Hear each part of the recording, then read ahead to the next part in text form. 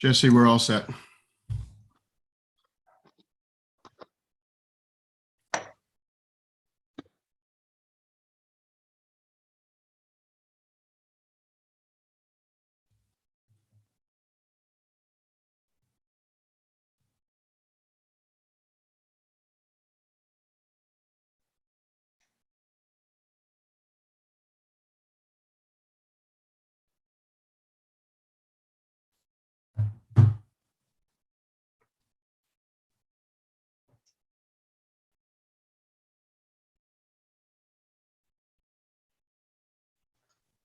All right, so it's 7:30.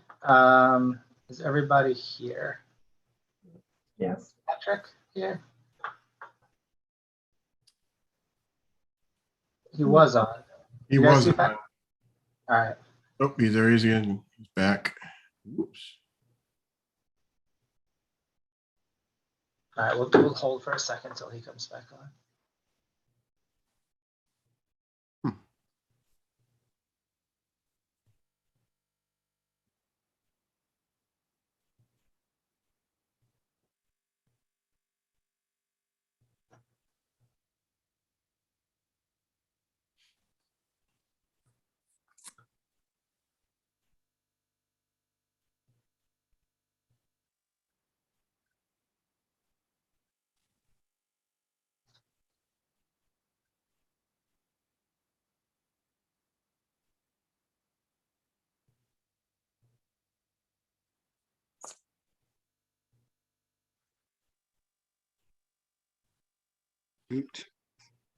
Start video.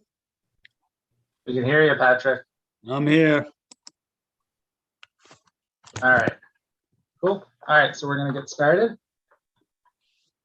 So I'm calling to order the Narragansett Town Council regular meeting, January 18th, 2022 at 7:32 p.m.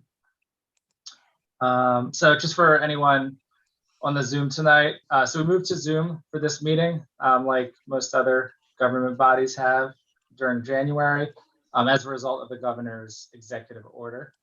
So we needed to move this to Zoom, and we will see how things go going into February, and then we'll know if we're going to be doing our February meetings over Zoom as well. But that's why we're here tonight.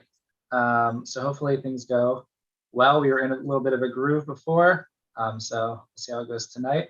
Hope everybody had a great MLK Junior Day yesterday as well. But why don't we go ahead and stand for the Pledge of Allegiance? Pledge allegiance To the flag For the United States, of America, to the to the republic republic which which stands stands one nation, under God, indivisible, with liberty and and justice justice for for all. all. Amen. Born and unborn.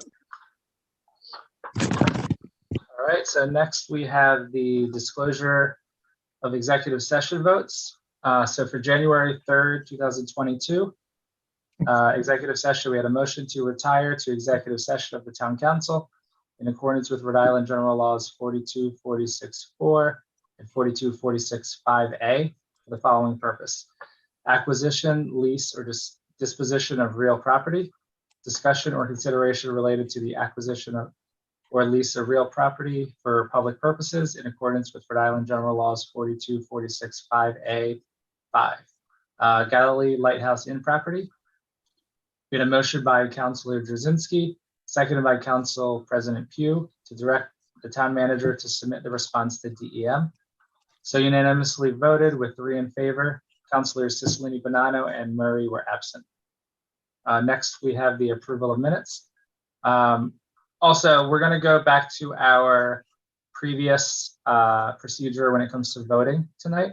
So instead of everyone voting at once, we'll be doing the roll call vote, and I'll call each councilor's name before we vote. So do we have a motion to approve the December 6th, 2021 work session meeting minutes? Is I'll move the motion to approve December 6th. there a second? second, All right, all in favor, starting with Councilor Cicilline Bonanno. Susan Cicilline Bonanno, aye. Eva, Eva Drzezinski, aye. Deb, Deb Kopak, aye. and Patrick. Aye. Joseph, aye. Motion approved 5-0. Do we have a motion to approve the December 6th, 2021 executive session meeting minutes? I'll move the motion. All right, is there Second. a second? All right, Second. seconded by Eva.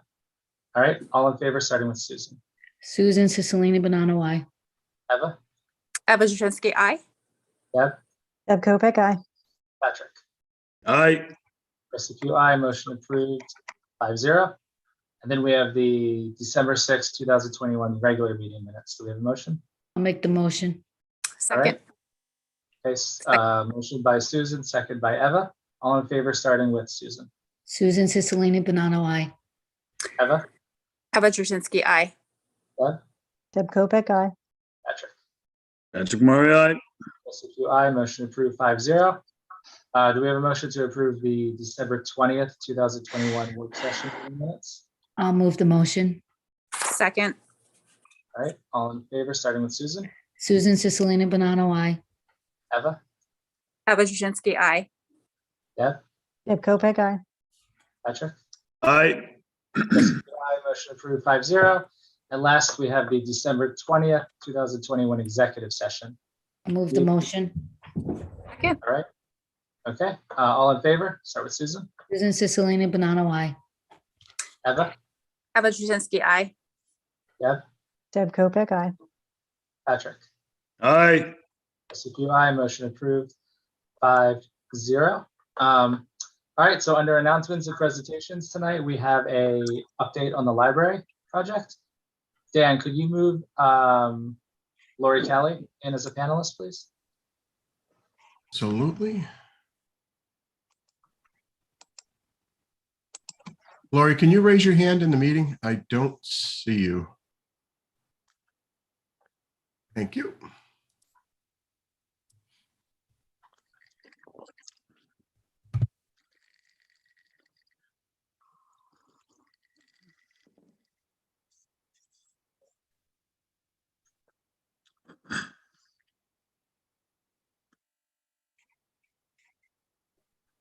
All right, so Lori, we have you moved over, but we don't have video or microphone on you yet.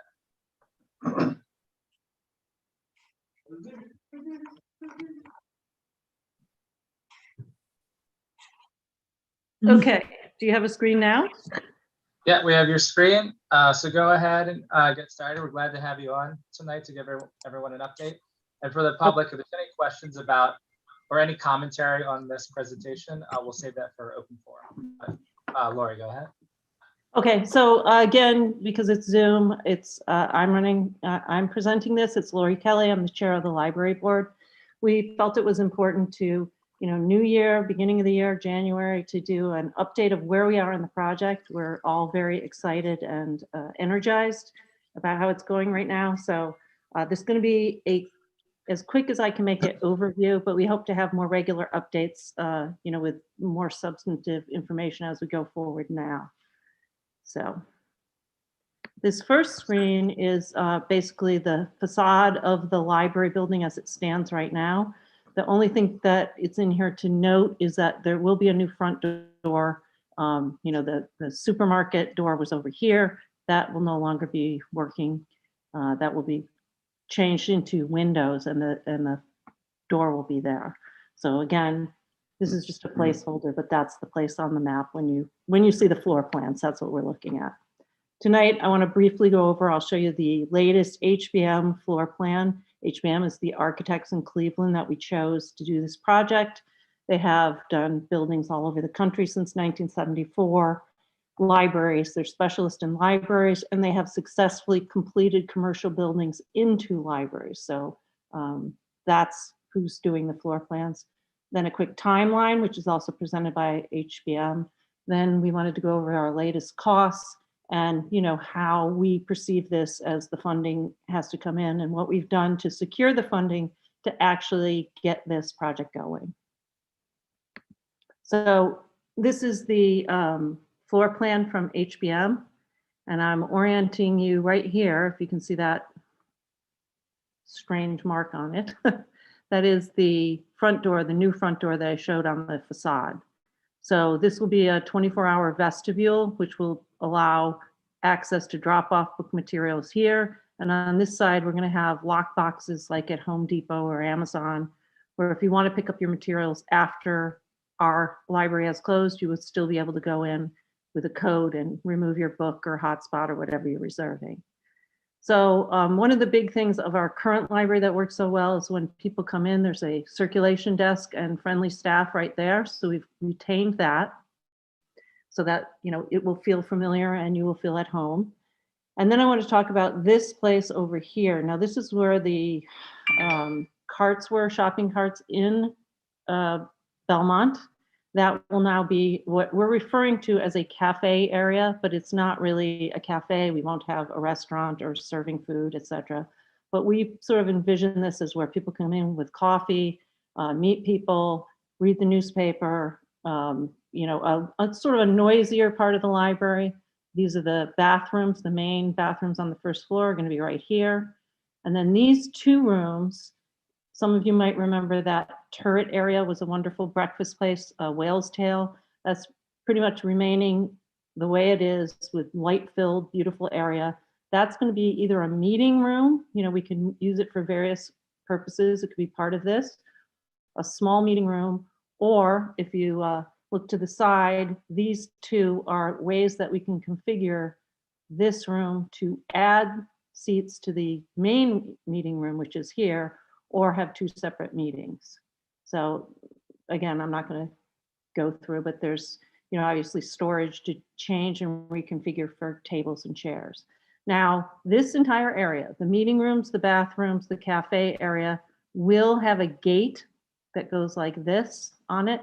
And that's because a lot of times community groups want to use our meeting rooms, but we close at a particular hour and we can't keep the library open. So this will allow us to really expand our hours for the community. People could start their meeting at 7 and it ends at 9. The rest of the library would be closed, but people would have access to these and, you know, a way to get out, etc., with minimum of staffing. So that's a really big step forward that the community was really demanding.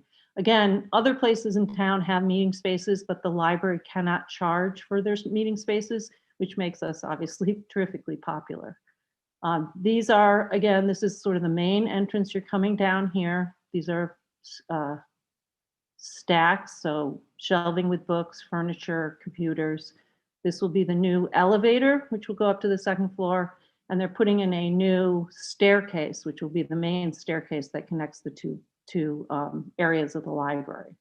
On the same access line, this is the children's room. And you can see we were limited to 17 people in our current library, which is in the children's room. So this is a massive expansion of space. We do a lot of work with organizations for early childhood development and Head Start, and now we can really expand in programming for that as well. So this is the basic layout. There will be a children's bathroom right here. And again, as you enter the children's area, there will be a staff member here. So, you know, again, it's going to be new, but you're going to have access to staff. Over here, back on the main area, is the young adult area, which we really currently do not have. So think of it as middle school teenagers, and there's going to be comfortable seating. There's going to be a few desktops, but also workspace where, again, they can gather together. Now, we have opted to not enclose this because during the day, adults can certainly use this space. So it's, again, would be a multi-purpose space. This is a small meeting room, a larger meeting room. And this would be where, if we do the Wi-Fi terrace, this was where the old loading dock was. So then I'm just going to go quickly upstairs. So we get off the elevator. This is the second floor over here. We get off the elevator, and again, there's a staff member right there. There were 2 ADA compliant bathrooms in that space, which we are leaving. So that's great for us. And then this area right here is going to be the staff room. So a place for them to take breaks or eat lunch and also leave their materials, coats and personal items in a locked area. As you continue down the hall, there's a maker space, which again, we're hoping that this, you know, has a 3D printer and some audio video visual materials that people can use. And also people have put forward having a sewing machine there. There's knitting groups that currently use our space. A lot of this, you know, we could be in another area, but we hope to have things that we can lend people and that they can experiment with, and that would be in this area. And then finally, this last area, pretty sizable room, you know, we're hoping will also double as a large meeting room, but that is our local history room.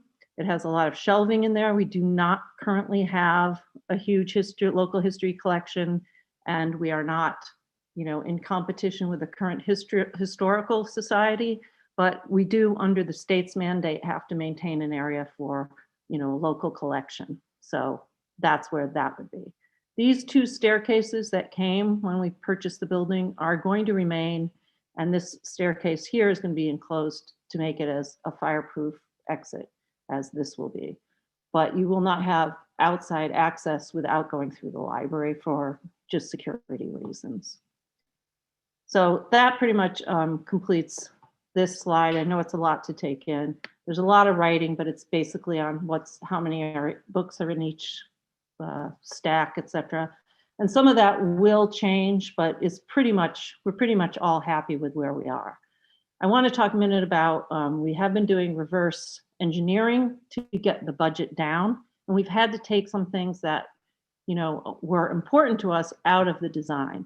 We took out the Wi-Fi terrace because the architect's advice is that would be easy to add on either late in this project. So, you know, a year from now, as we're still working on the project, if we get another grant or continue to fundraise, we could add that in without really affecting our construction schedule.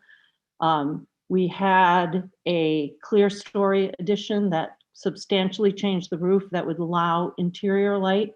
That is basically $1 million to do that, you know, that much of an extensive change. So that's out, and now we're looking at, you know, more moderately priced skylights for interior light.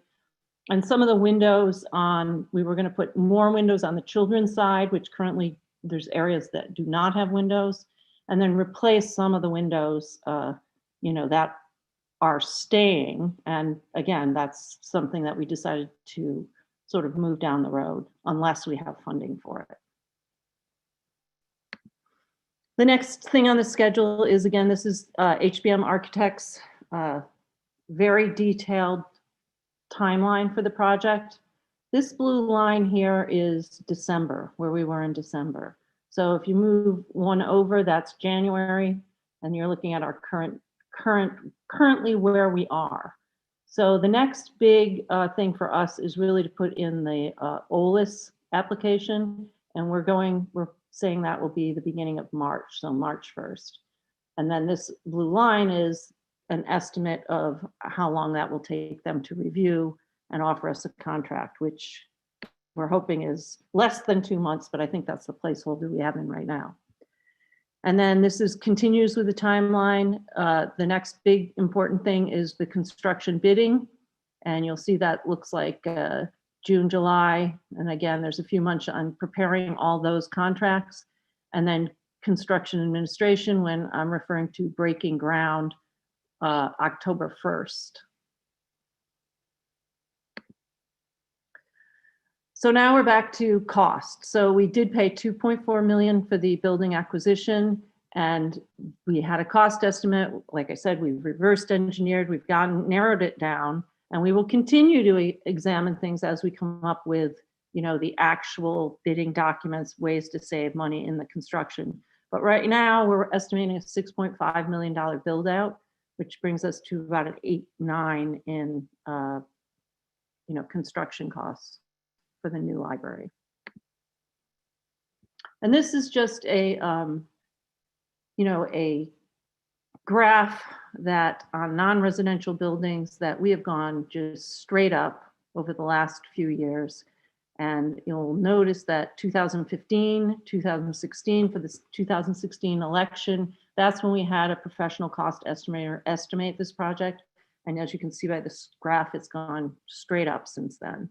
So I know we're all aware of the supply side problems and labor problems, and we're just kind of getting hit on all sides here. So again, our funding, I just wanted to say we had a $5.8 million bond in 2016. We have spent 2.4 of that, which that leaves 3.4 million for the build out from the remaining part of the bond. We have, and I'm really happy to say, $1.1 million in cash in a 501c3 account as of December 31st.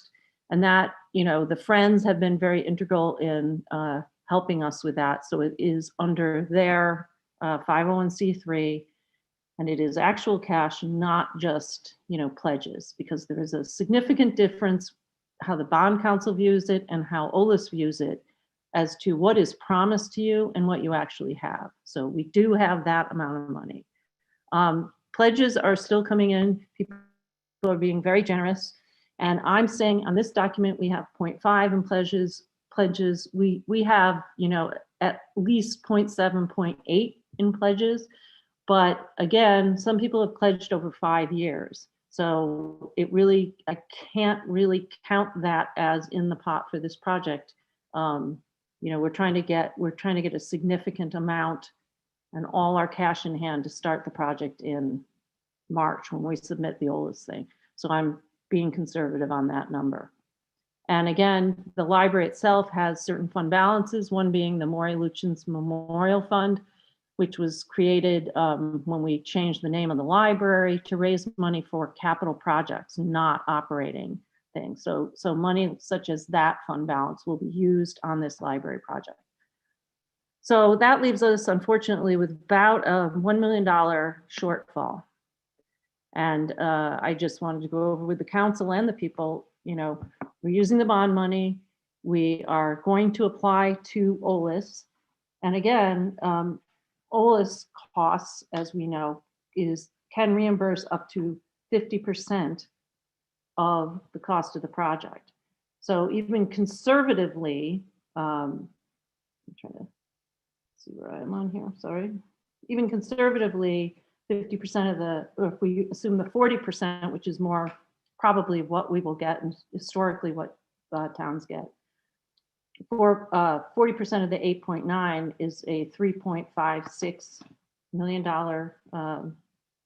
present from the state, as it were, which would bring the state's, the town's costs down to about 2.3 million for this project. And again, OLIS, they sign an agreement. They don't give us anything this year, but starting on the following year, they would be giving us their percentage, if it's 40% of the bond payment that's due to the town.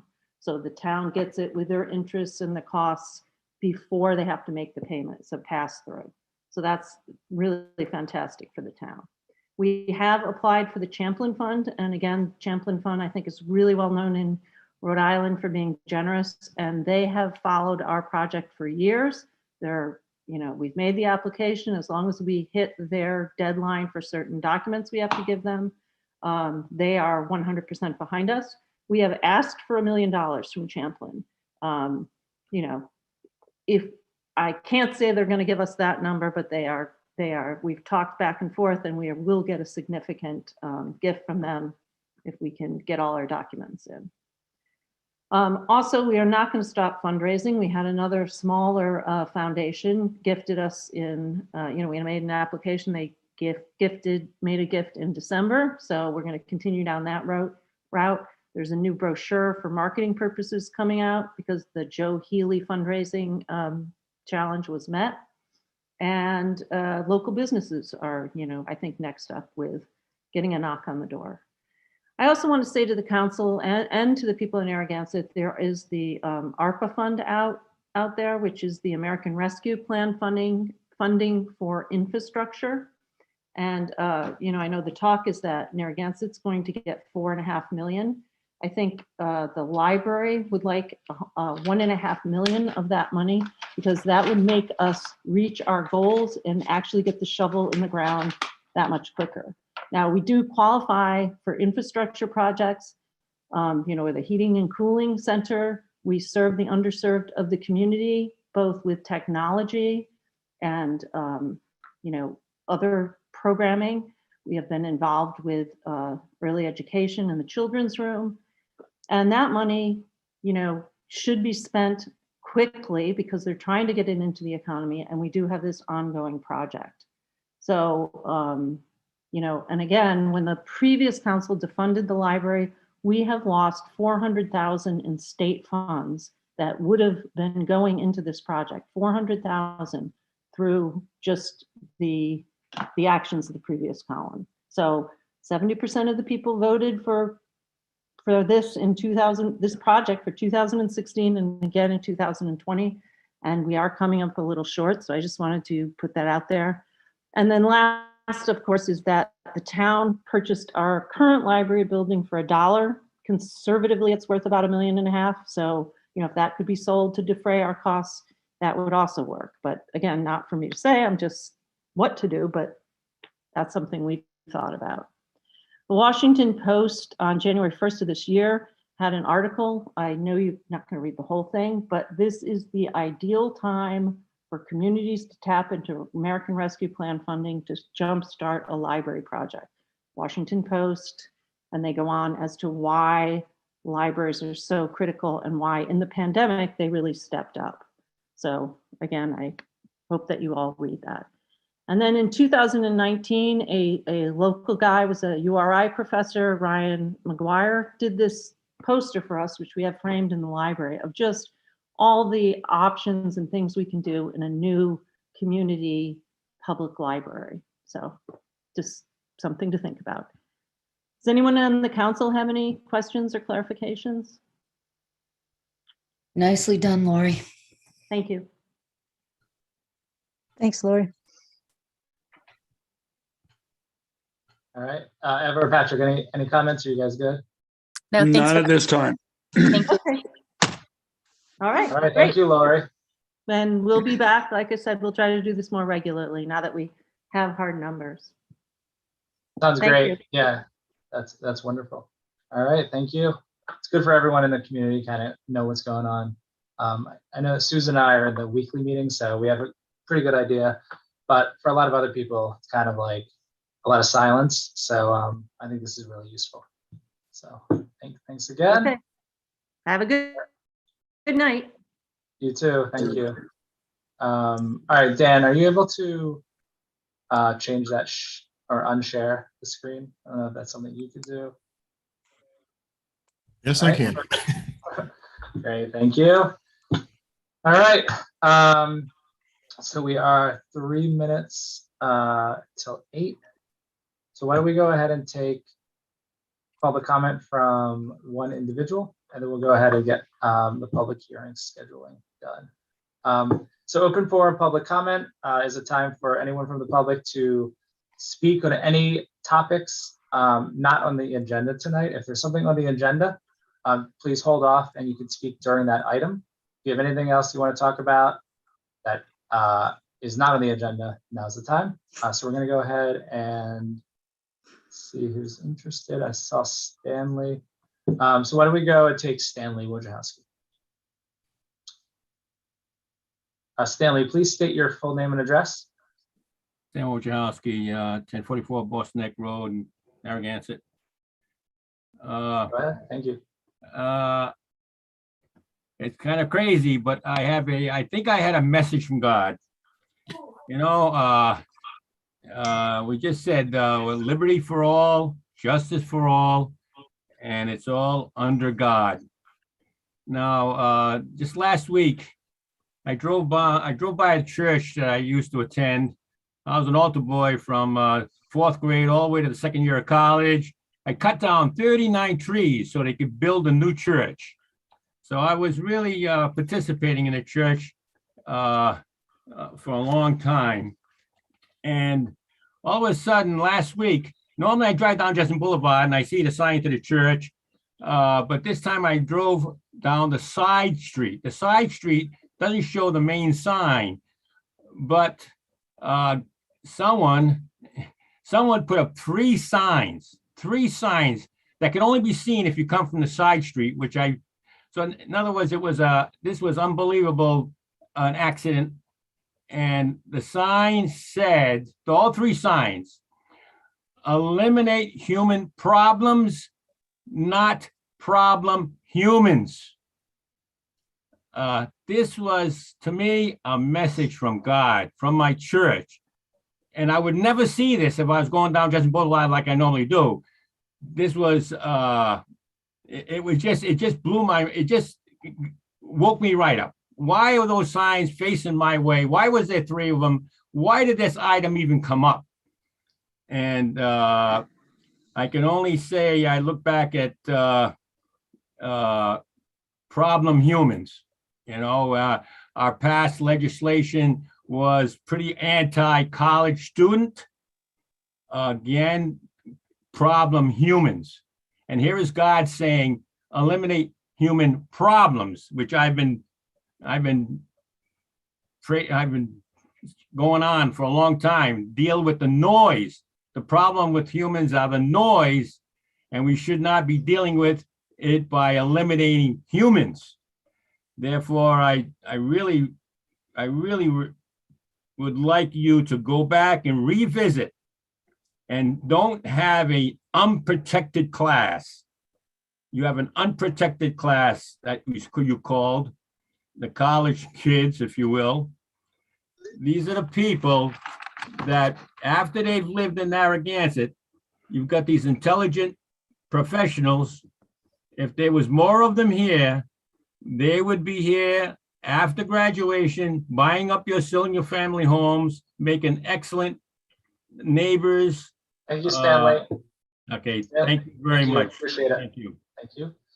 All right, we will get back to open forum after we go to our public hearing scheduling. All right, so do we have a motion to schedule a public hearing on the application of the Bike Stop Cafe Incorporated, doing business as the Bike Stop Cafe? I'll make the For the motion. for the possible expansion of their Class B victualler limited alcoholic beverage license to a Class B victualler alcoholic beverage license at Assessor's Plat D, Lot 184A, 148 Boone Street, Narragansett, Rhode Island. I'll make the motion. Is there a second? Second. All right. Okay, so this would be for the suggested date to schedule this would be February 22nd of this year. So this would be an expansion to full liquor license. Does anyone from the council have any questions or comments on this before we go to the public? All right, so February 22nd. Okay, anyone from the public interested in speaking on this? Again, this is just to schedule a public hearing. All right, does it look like anyone? All right, so do we have a motion to approve? Oh, sorry, sorry. Just getting used to the Zoom again. All in favor, starting with Susan. Of the scheduling, correct? Yes. Right, February 22nd. Susan Cicilline Bonanno, aye. Eva, Eva Juszczycki, aye. Deb, Deb Kopic, aye. Excuse me, Deb Kopic, aye. Patrick. Patrick Murray, aye. All right, Jesse Pugh, aye. Motion approved, 5-0. All right. All right, we're going to go back to open forum. So if anyone is interested in speaking, please raise your hand now. All right, we have Dr. Al Alba. Al, please state your full name and address, and please keep your comments to 3 minutes. Sure. Dr. Al Alba, 24 Eagles Nest Terrace, Narragansett, Rhode Island. I would like to thank the town of Narragansett, the administrative staff, town council, for all of you working collectively and allowing us, the town, to provide additional information as requested by the Rhode Island Department of Environmental Management for the proposal submitted for the land lease in Galilee. The town of Narragansett proposal and the additional information provided to the RIDEM is the only proposal that shows we are the only bidder who is complying with the RIDEM requests. In addition, if one looks at the criteria the RIDEM set forth in its original request for proposals, our proposal is the only one that meets the criteria set forth. The town's proposal is the only one that is supported by previous research studies by the University of Rhode Island, the Galilee Comprehensive Plan, the Friends of Galilee, the Narragansett Peer Residents Association. It is supported by members of the Galilee Advisory Committee and also the liaison, the town council liaison to that committee.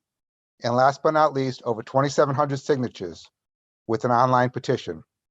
Let us hope the will of the people in our town's governmental leaders is not ignored by the Rhode Island Department of Environmental Management. We all saw what the eyesore that Procaccianti created for many years in Galilee, our gem of a village. It is our hope that we do not have history repeating itself. And the land that is leased out is also zoned GB. It is not GBI, so a fish processing plant will not even be able to be built at that location unless the town gives a special use permit. And I feel the town should not grant a special use permit if that proposal is accepted, as it will be out of compliance with the master plan agreement. The town's plan is supported by our master development plan with their mixed use development. So I would like to thank you all for this undertaking. You've all done a terrific job. Hats off to Michael DeLuca and each one of you who have supported this plan. And God willing, it will go through. Thank you so much for your time. Thank you, Dr. Alba. It looks like next we have Catherine Celeberto. Catherine, please state your full name and address.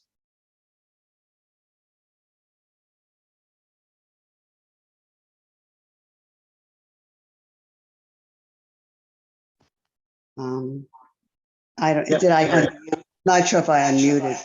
We hear you. Okay. Catherine Celeberto, 48 Earls Court. And there's an echo, I don't know why. I just have a question about OLIS funding.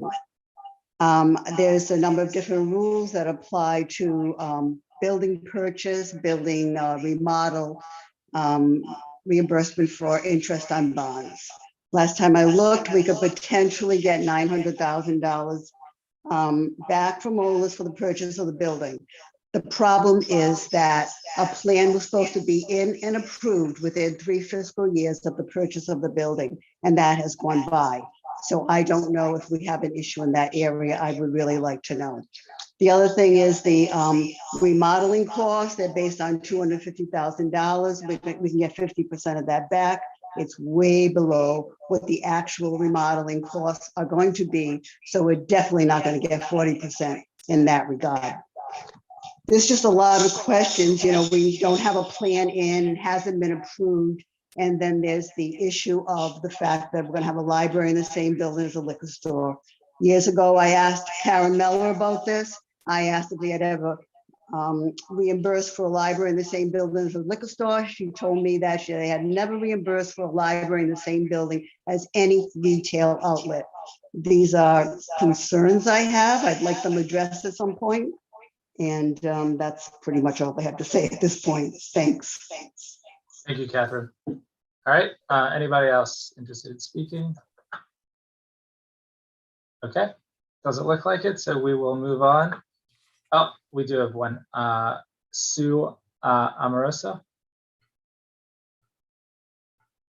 Please state your full name and address. Hi, Sue Amoruso, 111 West Bay Drive. Sorry, I was late getting my hand up there. I just want to say I thought the library presentation was really detailed, really showed a lot of hope and promise for our town. And I think people who have been holding off on making a donation, no matter what size the donation may be, don't think it has to be something big like fortunately, we have large donors. It can be any amount, any size, any time. So, and I think that financially things will work out because OLIS has wanted, and especially I know Champlain has wanted to give us the town money for this. Also, I have written to the town council about short-term rentals, and I know you are working on it, but I just want to reiterate that I'm happy that the state has a registry that is now going to be statewide for this, because it is not just a Narragansett problem, rentals, it is a statewide problem. especially coastal communities. And Jamestown in particular is putting some pretty stiff charges on the people renting, because so many times we hear people say, well, this is how I'm going to move to Narragansett, and that's fine. But it is a commercial venture. It is an investment strategy for your retirement.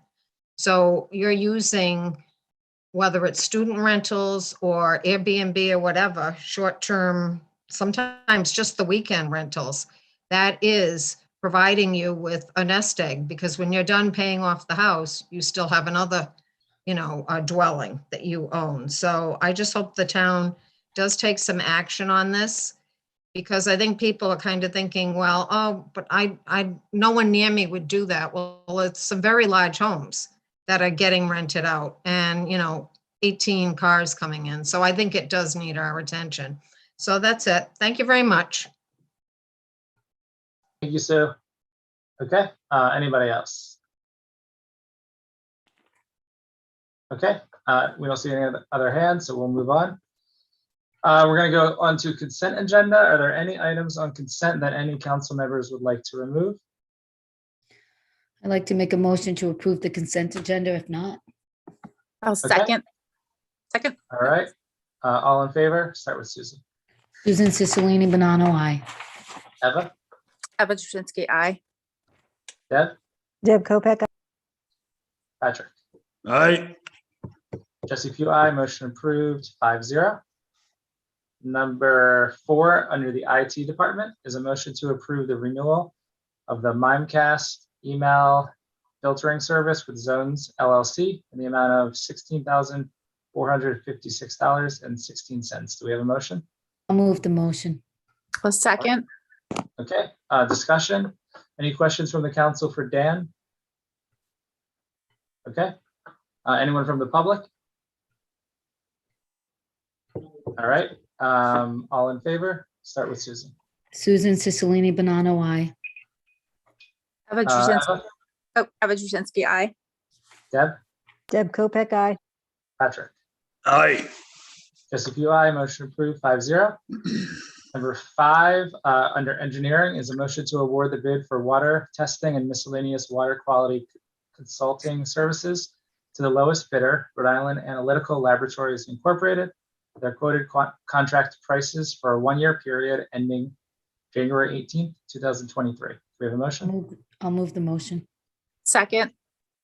All right, any questions for John or any comments from the council?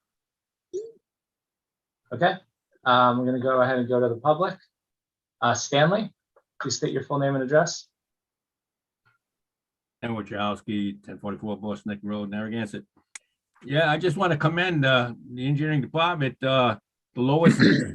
I just want to reinforce that we all follow and search for the lowest bidder. Try to find a list of good people and get the lowest bidder, maximizing the effect for the taxpayer.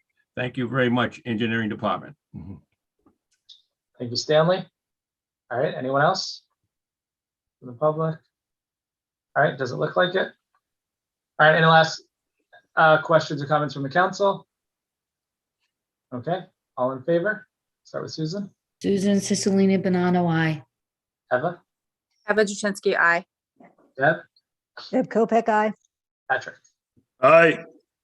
Jesse Pugh, aye. Motion approved, 5-0.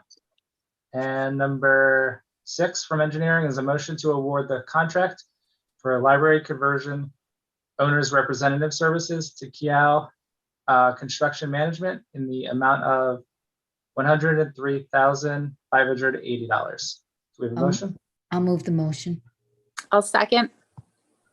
All right, so this comes from, it does come from engineering. It is, John put together the blue sheet. It's really the work of the working library group who's reviewed the bids from the RFP or for the RFP for this owner's representative. And the group settled on this vendor. So this is a So what this would be is basically a project manager that would report to the town, as opposed to a project manager that works for the construction company or for the architect. Someone that would work for the town and work to keep this project on track. And it would be in addition to our current full-time town staff. So they would work with Jim Tierney, the town manager, John Gerhard from engineering, and other town staff.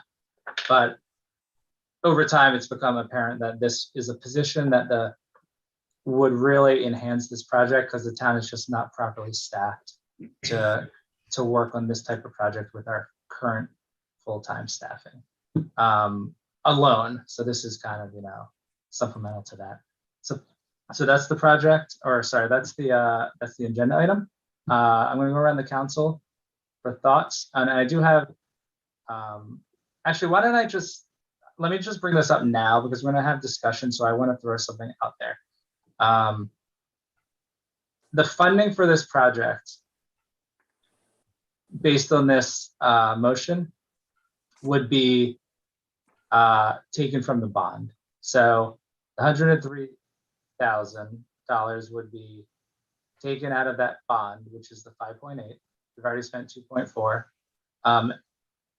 And what that essentially does is decreases the amount of money available for construction.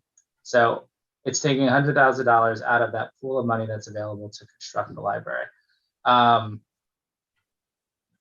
My concern, and this is something I really thought about more today, and then kind of thought about a little bit more during Lori's presentation, is, and I think this position is necessary, and I think it is going to help with any headaches down the road.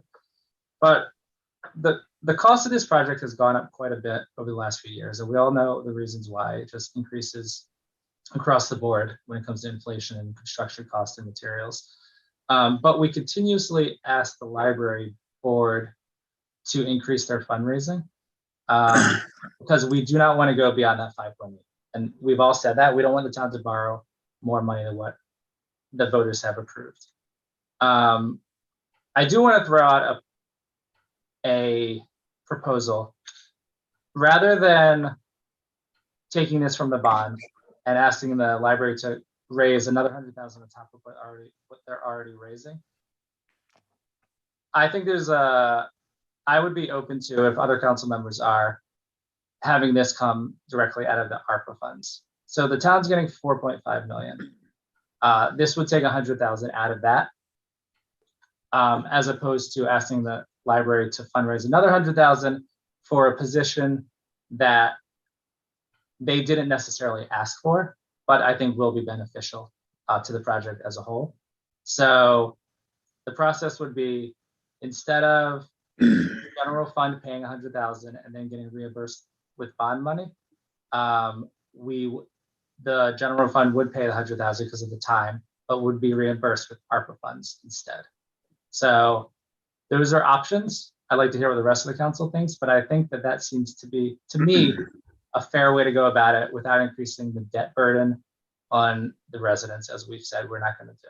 So, Susan, I'm going to go ahead to you. We'll go I mean, we just heard the presentation from Lori tonight. I actually think your idea is pretty brilliant, Jesse. I mean, we're getting the 4.5 million. We know we're going to get it. Instead of moving money back and forth, if we can earmark them 100,000, I thought I heard tonight in the presentation, they'd like $1 million, and I wouldn't be opposed to that either.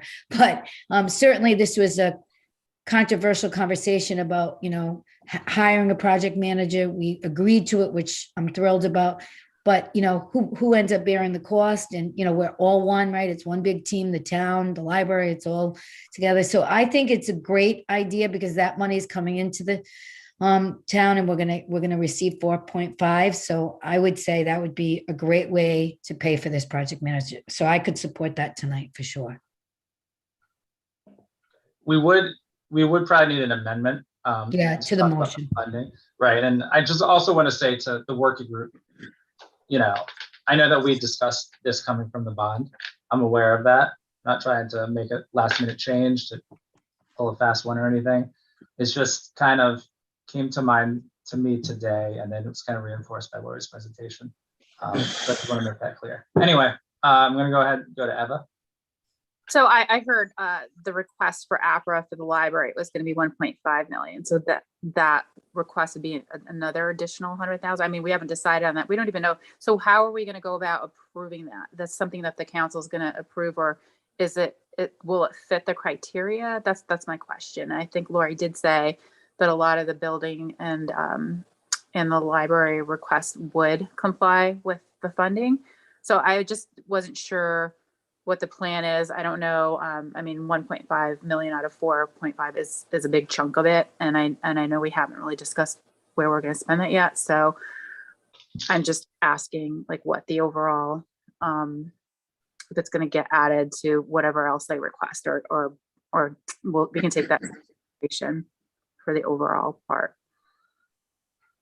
Right. So, I wasn't talking about 1.5 million.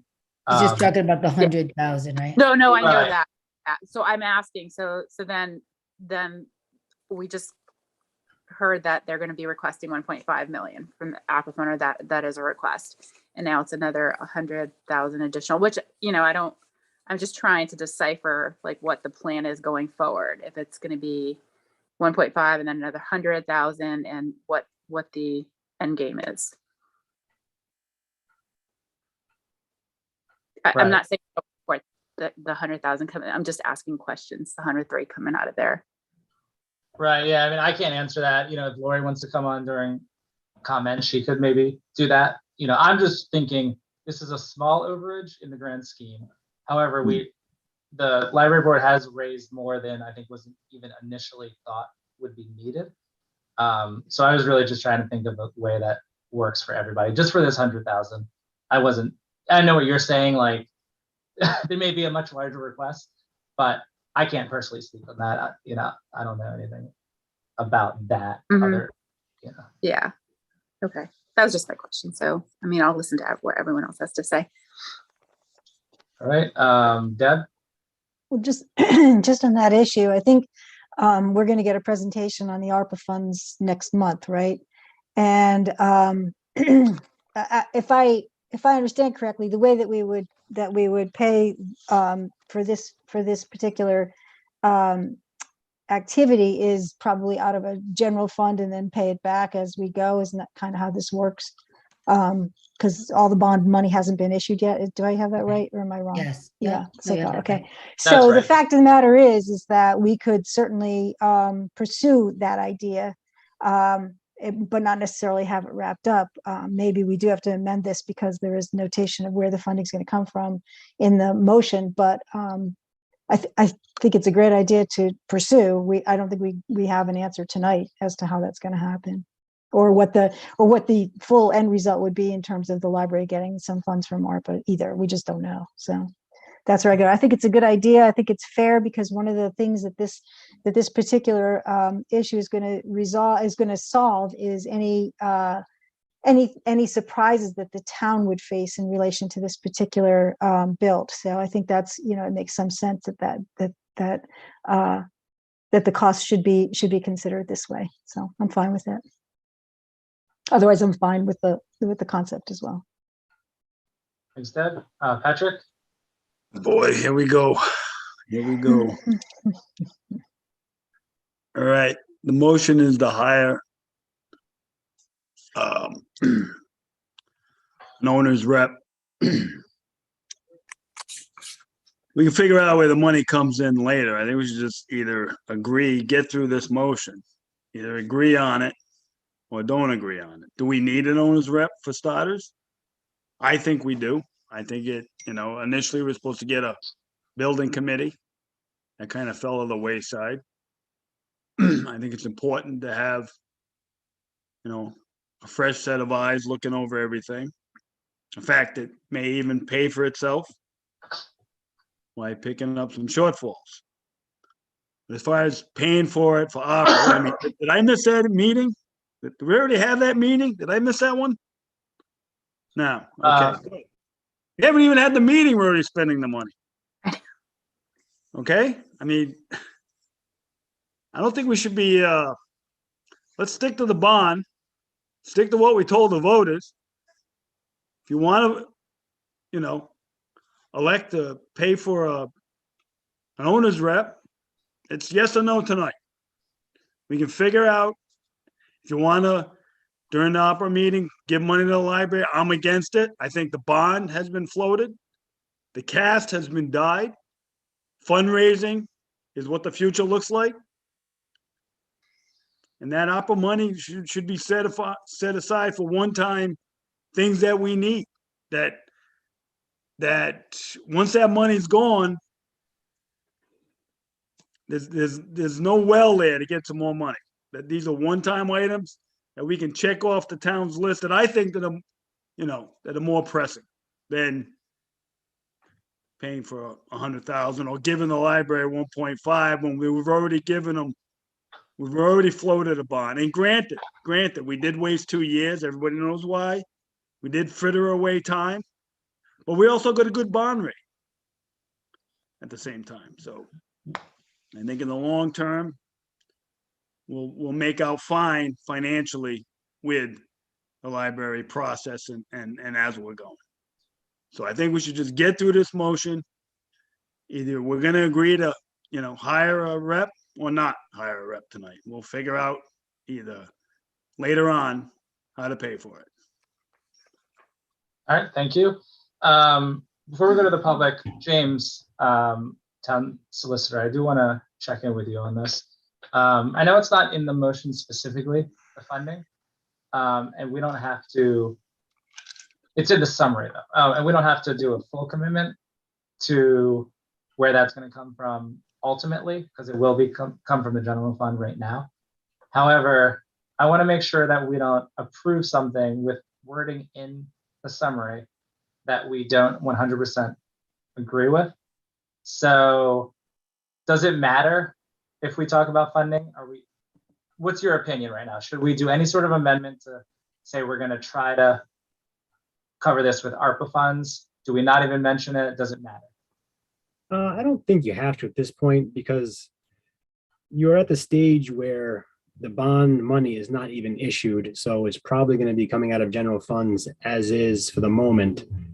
If ARPA comes through at some point later on, which it will, and it can be used for this type of situation, then you can always direct that. So at this point, I don't think you need to specify whether it's bond or general funds, because obviously it's coming from one of those two sources or the ARPA. So it's not the most Pressing. rock sound concrete answer, but I think you have a lot of options here. Okay. All right. That sounds good. All right. Thanks, James. All right. Why don't we go ahead and go to the public? We'll start with Stanley. Stanley, please state your full name and address. Stan Wojciechowski, Narragansett. I get, so what you're gonna do, as you're doing right now, it's coming out of the taxpayer's pocket. As of this minute, you're making a motion approving something, and the money is coming from the taxpayer. You know, I really would like a little clause in there saying, this money's coming from opera, or this money's coming, we need a commitment. That's what's wrong with government. They do things with not worrying about where the money's coming from. And that's the most important thing, is where you get the money to pay for what you're doing. That's the first thing you need to do. Where does this money come from? We all like to do stuff, but where does the money come from? And now what you're saying right now is it's coming out of the taxpayer's pocket. At this minute, that's what you're saying. It's coming out of the taxpayer's pocket.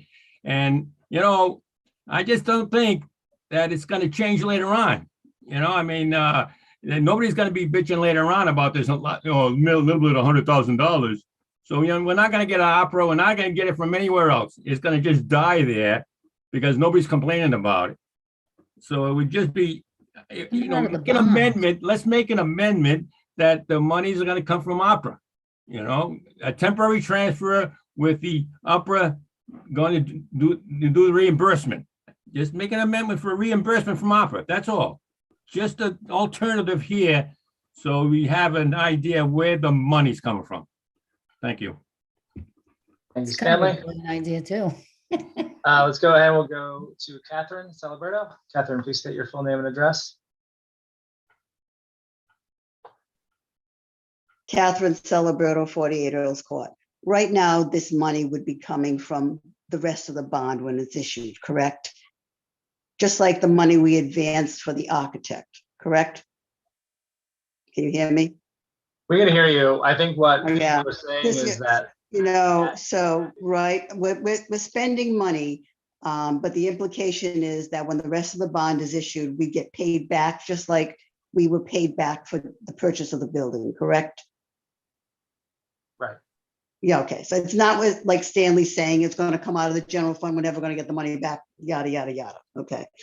That said, there's a line in here that says full-time on-site construction representative services are not envisioned for the project. And I'm wondering, like, why not? Why wouldn't we have a full-time construction representative there at all times? We need somebody overseeing the project. We need somebody overseeing the subcontractors.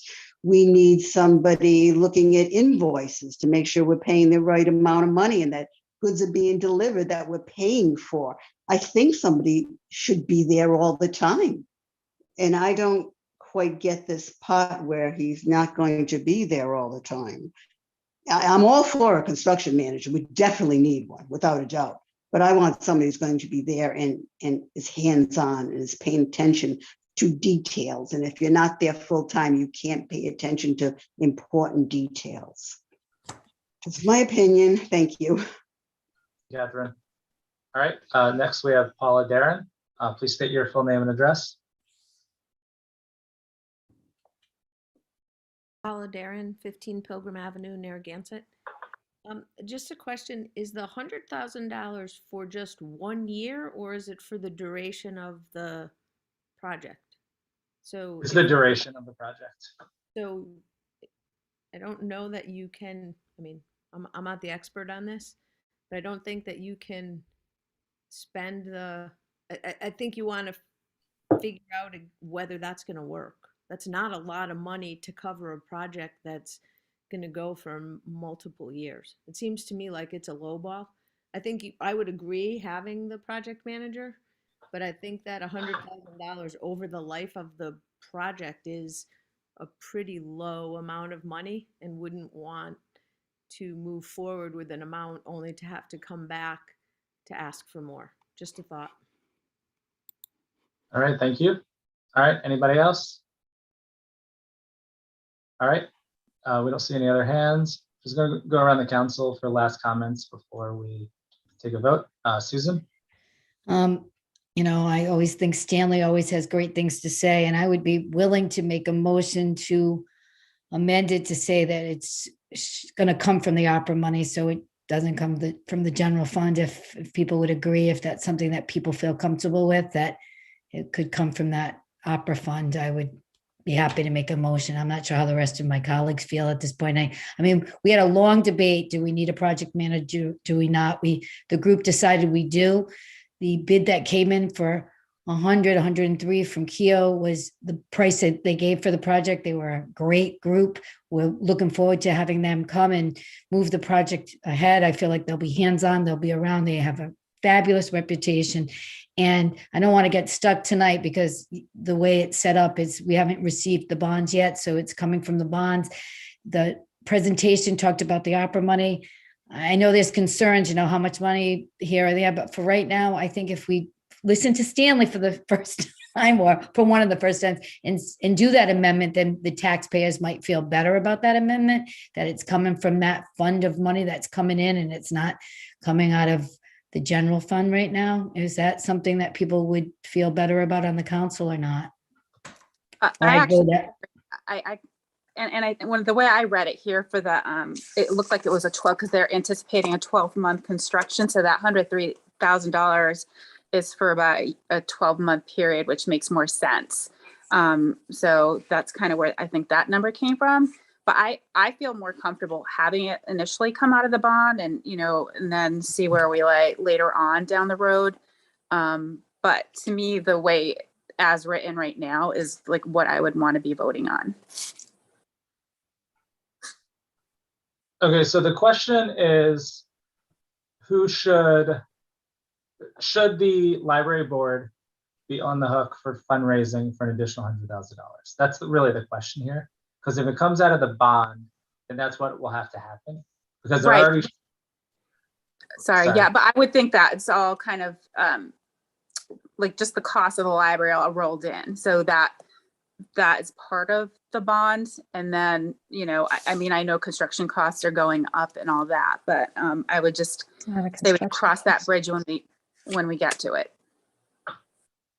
all right, I'm gonna go, I just need to go back to the public. I didn't see the hand here because it's not at the top for whatever reason, but we do have Lori Kelly with her hand up. So, and she'll probably have some good insight here. So Dan, are you able to move her over? She's already in. All she has to do is. Oh, start. that's why we didn't see it. Okay. Okay, so can you hear me now? Yep. Okay, great.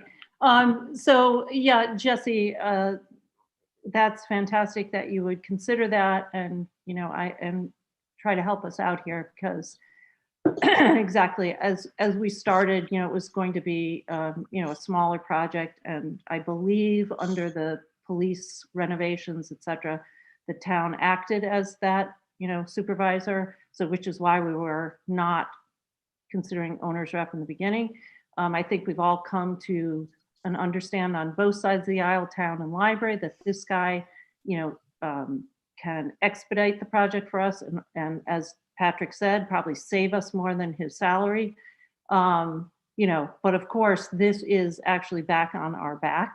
I would say though, Jesse, I tend, hearing the rest of the council, you know, there are going to be ARPA meetings on this, and we can, you know, I don't want to delay this, and I don't want to change the wording and then find out that no, actually paying for an owner's rep Right. for an existing project is not valid, and that maybe you could pay us for, you know, technology in the children's area of $100,000 or It's a something great like that. point. I mean, that's just how I'm thinking. I don't want to turn down any money, don't get me wrong, but but putting it on last minute like that with a you know, a motion agree. to change it, I don't know that that's the best thing to do. So I think we'd be happy to just get it passed. We're gonna review this tape when we go forward and say everybody was thinking about this, and you know, revisit you know, during the ARPA meetings. That's what makes sense to me. And Patrick, it wasn't 2 years delay. It was 2016, which is 6-year delay. I'm just saying. Thank you. All right, thank you, Lori. Okay, so Susan, you wanna? No, I Take mean, over that. you know, I think what Lori just said is really makes a lot of sense, because if we were to modify it and we had support on it, and then we actually couldn't use that money that way, we'd be back at square one. So I know how long it's taken us to get to this point, being on the working committee and being involved in that group. So I say, it sounds like the council is comfortable with the motion before us tonight. I say, let's support it, and we'll go from to the next step. Okay, all right. Anyone else before we vote?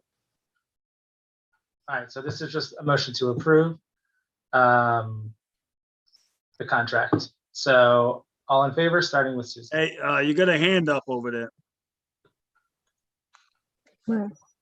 Karen, Karen's hand is up. Oh, I'm in the panelist side. Okay, got it. All right, Karen, please state your full name and address. Karen Chapshaw at 63 Wanda Street. I've been observing the town council for many, many, many years. And I'm speaking for myself only tonight. I see a couple of councilors who just like to kick the can down the road. And some of them, one of them in particular, has jumped on the library train a little late and doesn't have all the background. And it comes to a lot of discussion about money. I think a lot of the board's focus has been on fundraising because it's a necessary part of the new library. But life happens as the years pass on. Very sadly, one of my grandchildren, who's 7.5, has been diagnosed with a very unique form of bone marrow cancer. And this really puts life in perspective when there aren't any easy answers. I think back to when computers were not part of our future, when laptops weren't part of our future, when there was artificial insemination for couples that couldn't conceive. And a lot of what happened has happened from a collection of knowledge, people studying different things, and the combination of a lot of people studying things that can lead to answers. And let me tell you, there is nothing more heartbreaking than seeing a child suffer from cancer.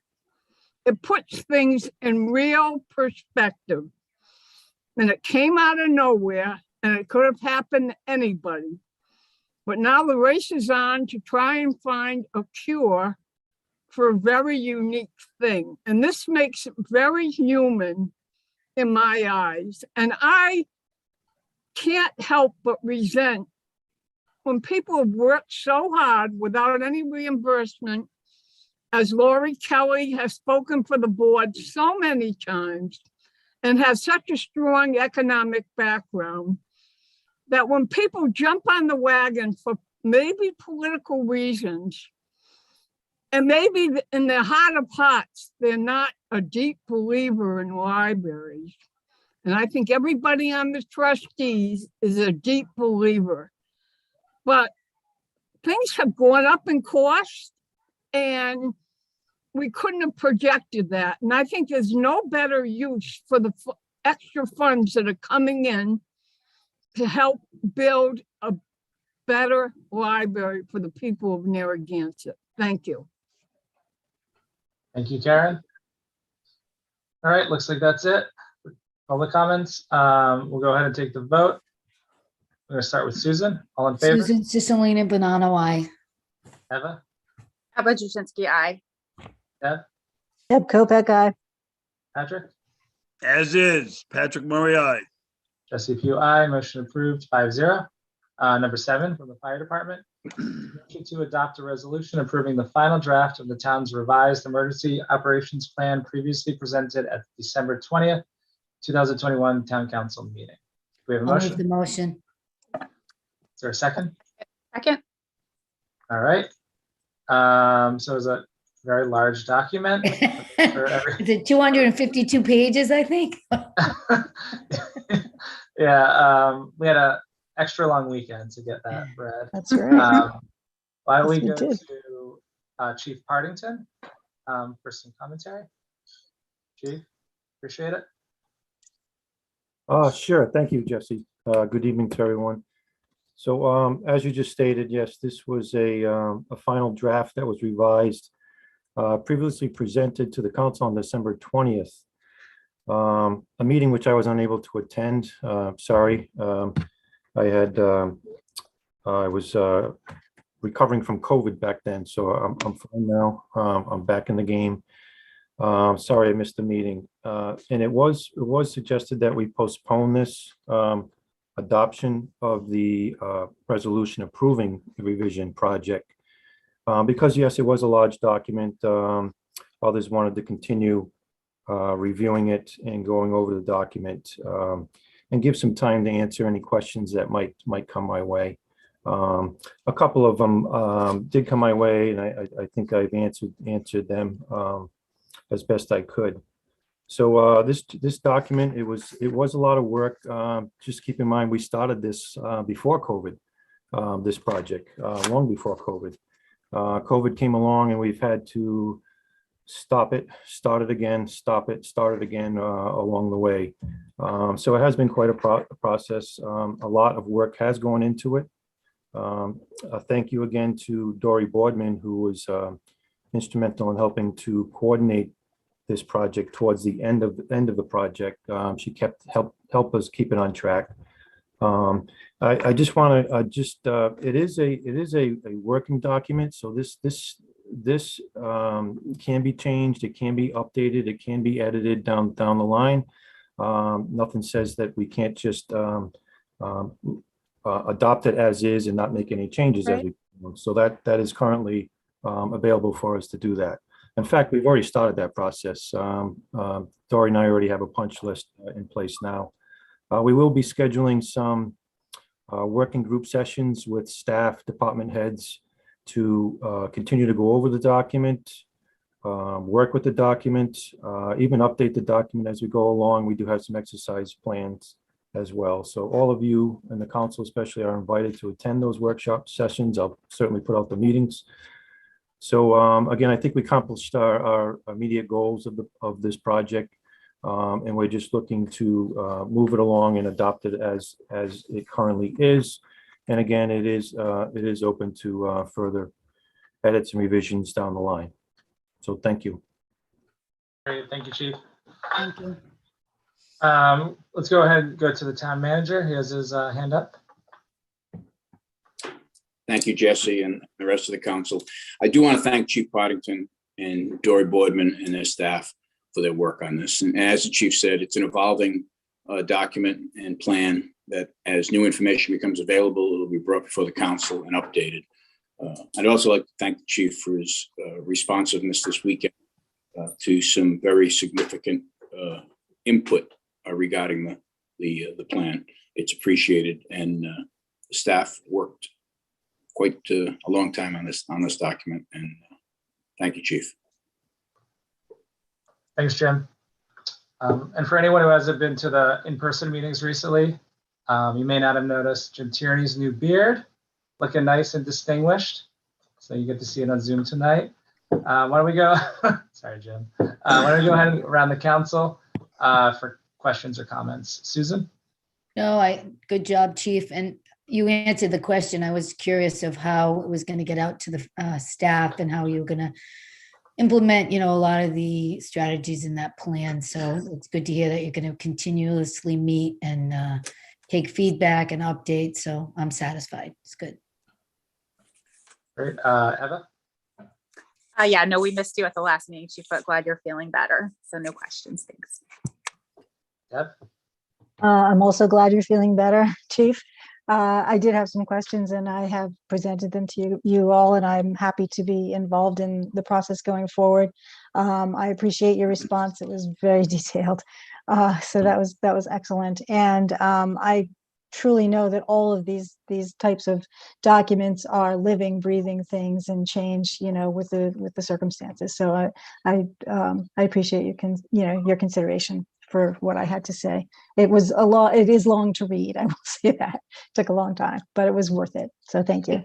I guess I should say I'm glad you're feeling better. I didn't know you were sick, actually. So Yeah. I'm glad you're well, Chief. Yeah. Okay, thanks, Deb. Well, Patrick? I think I'd rather have COVID than put that document together. Geez, that is quite the cookbook. The only thing that isn't in there is how to spend the opera money. That's the only thing that's not in there, but everything else is in there. So we got it covered. But I'm glad you're feeling better, and you have my continued support. All right, great. All right, why don't we go ahead and go to the public? Stanley Wojciechowski. Please state your full name and address. Stanley Wojciechowski in Narragansett. Yes, thank you, Chief, for all the work. It sounds 250 pages. That's not something I could do, I can tell you for sure. I was just wondering, was there anything that was going to be a considerable increase in costs, so it's going to impact the taxpayer?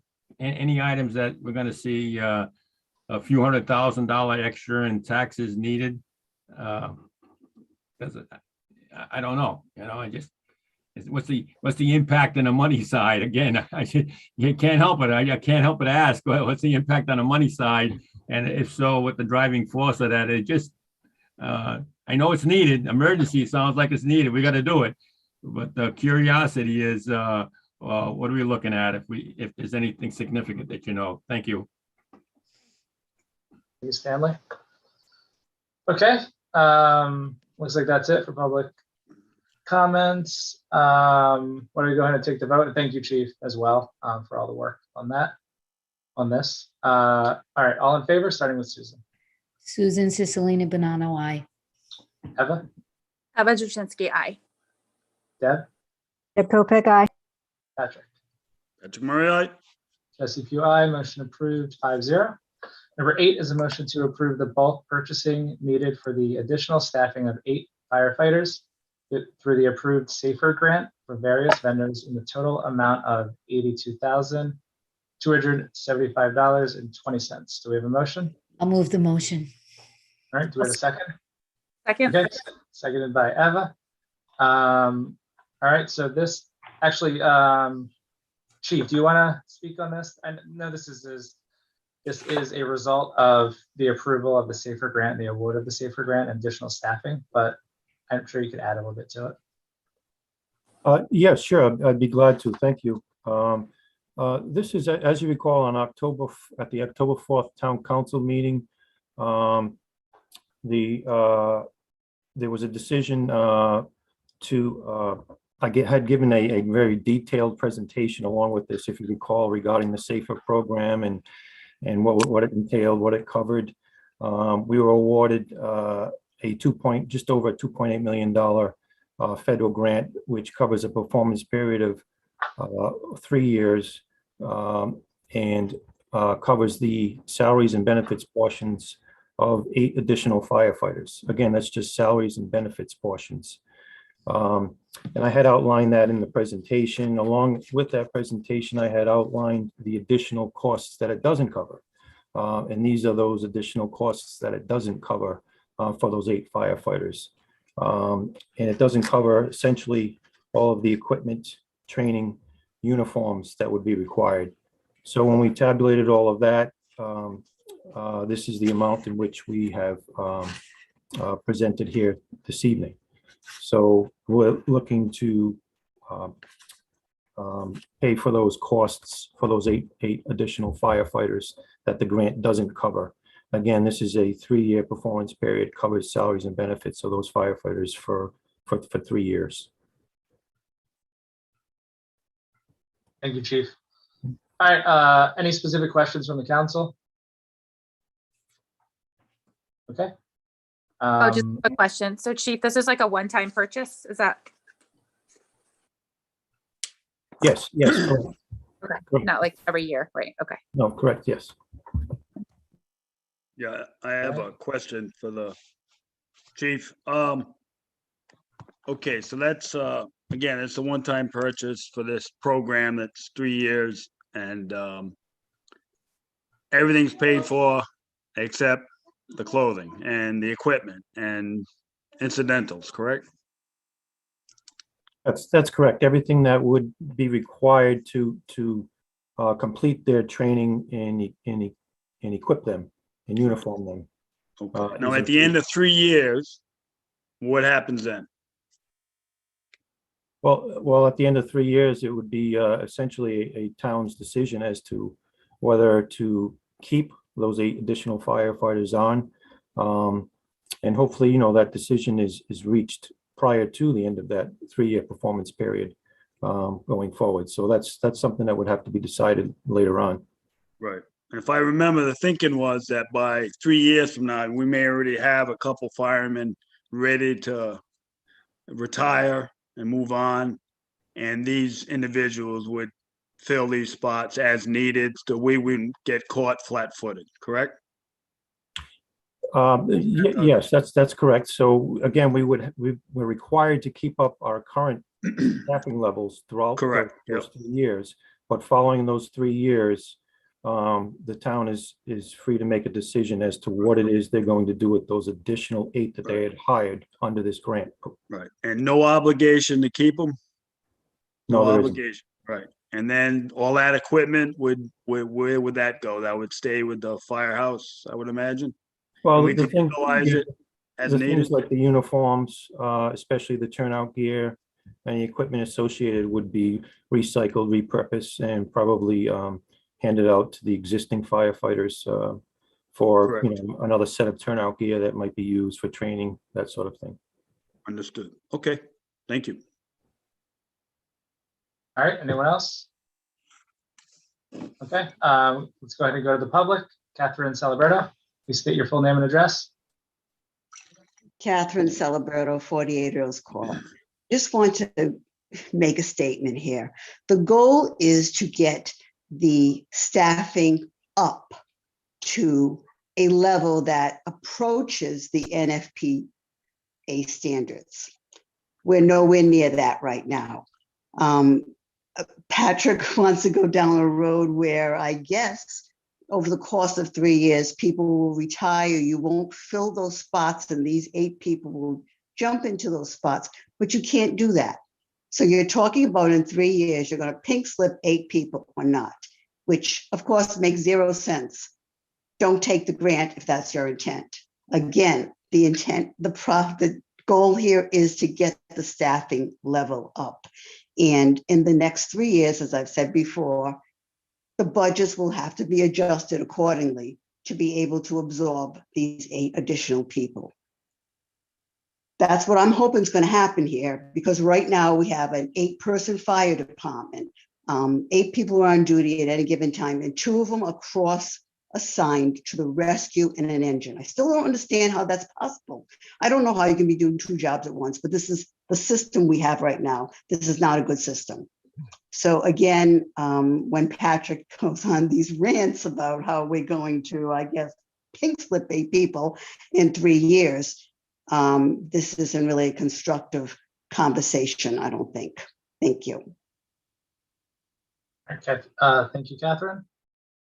Looks like that's it for public comment. All right, unless anyone has anything else to say. I can't tell if you're talking, Patrick. You're muted if you are. Or maybe you're talking to someone else in your house. So, Jesse. Yep. When this was brought up, that was my understanding. I mean, do we have a fully functional firehouse at this time, Chief? We have a functioning firehouse at this time, yes. Right. I mean, do we have to have an additional 8 additional firefighters? This is something that was brought to us as a grant that we would go on a trial basis for 3 years. This is the way it was explained to me. And then there was no obligation to keep them on, correct?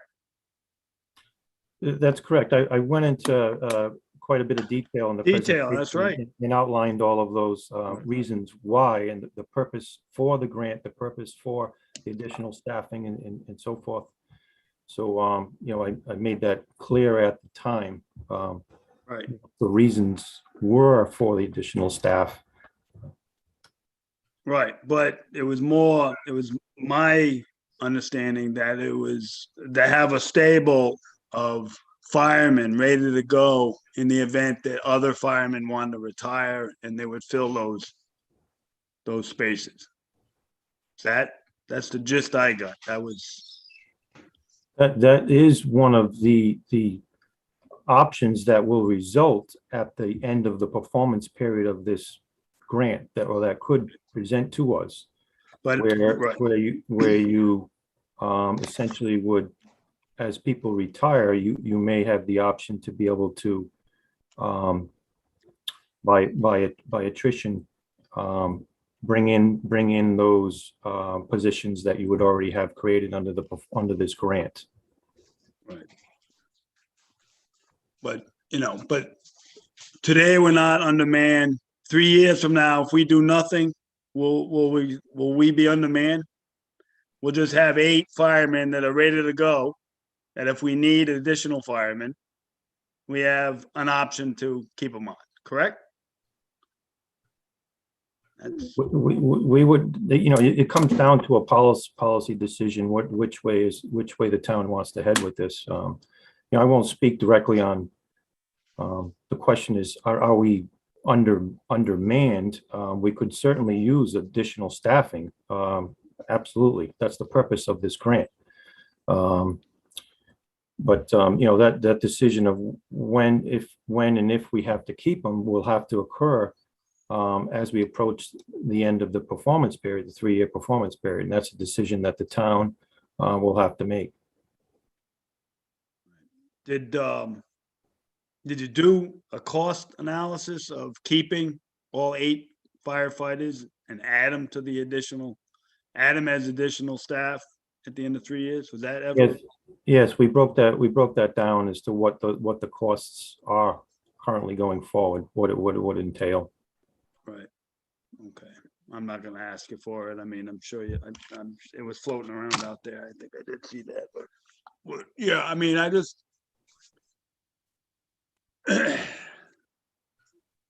I just want to get it clear when this was brought up back in April, correct? Was it back in April? Yeah. And that this was a grant and, you know, there's no obligation and it's for training potential future firefighters that we can utilize. Thank you. All right, thank you, Patrick. Okay, all right, so all in favor, starting with Susan. You got 2 other hands up. All right, once we move on from public comment, so we have a public comment period. Once we Okay, move all on right, from that, all right. then we move on, just like we do in the chambers. All in favor, starting with Susan. Susan Cicilline Bonanno, aye. Eva, Eva Jasinski, aye. Deb, Deb Kopeck, aye. Patrick, Aye. Jesse Q, aye, motion approved 5-0. Thank you, Chief.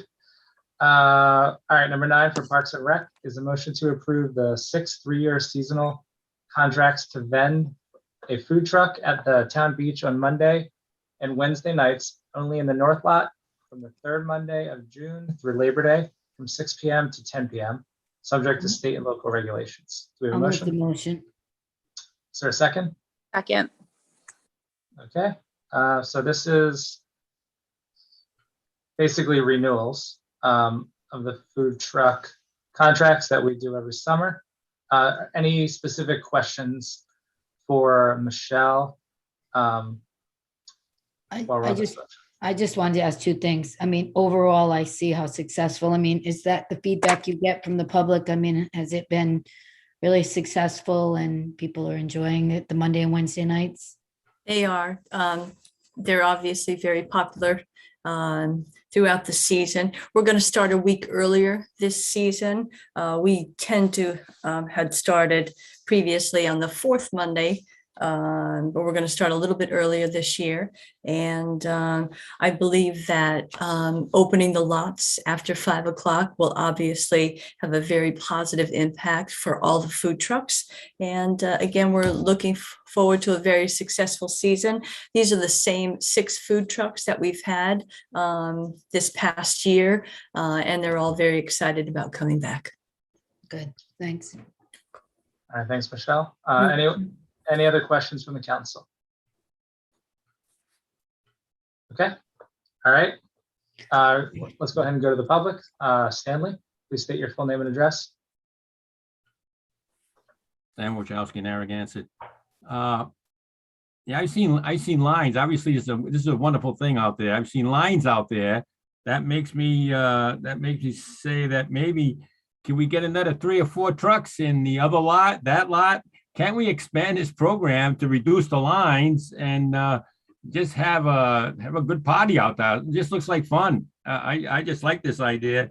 Get rid of the lines though by adding more food trucks. Maybe we'll have more variety. Is there anybody else trying to get in there on food trucks? Can we let them? Thank you. Thanks, Stanley. Michelle, do we keep it limited to 6 just so that they're able to get a profitable, return on their And a spot in the lot too. That has been the policy by my predecessor, and we do have the variety. We have the beef from Sunset Farms. We have the more health-friendly bowls from Gansett Poke. Then we have our dessert trucks. We have our hot dogs. So there is a good mix. Also, I'm not opposed to the idea of having a couple of more trucks, but again, we do need to have the space in the lot for parking as well, and give enough room for people to meander throughout, and around the trucks. And a lot of people come and set up little tables and, family areas. So, and as we all know, there's only a certain amount of area in those parking lots, especially the north lot. So I think keeping the food truck number at 6 is a pretty good number. And Michelle, I just want to add, the lines this last summer weren't as long as previous years. It didn't seem as congested, actually. I don't know if it was a COVID thing, but it just didn't seem as busy. Yeah, we've had, it all depends on the weather. Also if it's movie night. So there's a lot of different considerations, what possibly could be going on in town. So, but regardless, it is a very popular event throughout the season at the beach. All right, thanks, Michelle. Any other questions or comments from the council? All right, we'll go ahead and take the vote. All in favor, starting with Susan. Susan Cicilline Bonanno, aye. Eva? Eva Jasinski, aye. Deb? Deb Kopeck, aye. Patrick? Aye. Jesse Pugh, aye. Motion approved 5-0. Number 10 is a motion to approve the title sponsorship contract with Mott and Chase Sotheby's International Realty for the 2022 Summer Concert Series on the beach. Do we have a I'll make the motion? motion. I'll second. Okay, discussion. Any questions from the council? All right, anyone from the public? Wait, I'm sorry, Jesse, could I just ask a quick question?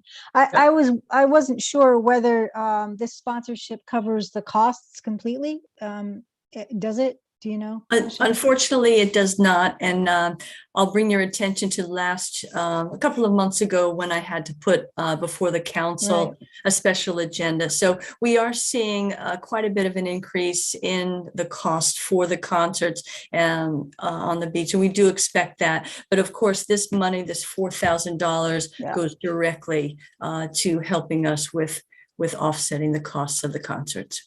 I was just thinking maybe we could just get another sponsorship from somebody. That's a very good idea. And I will ask Daisy McLeod to, and along with myself, to help research that. Because again, it would be nice to get additional money in as well. Right.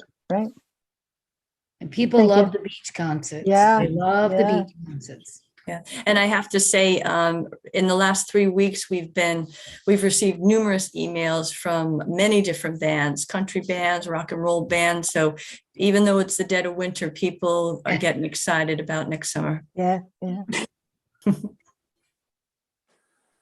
Okay, anyone else? All right, let's go to the public. Ms. Celebrato, please state your full name and address.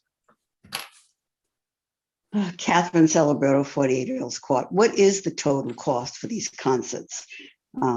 Say based on last year, projected this year, what is going to be the total cost? Unfortunately, I won't have that figure at this time.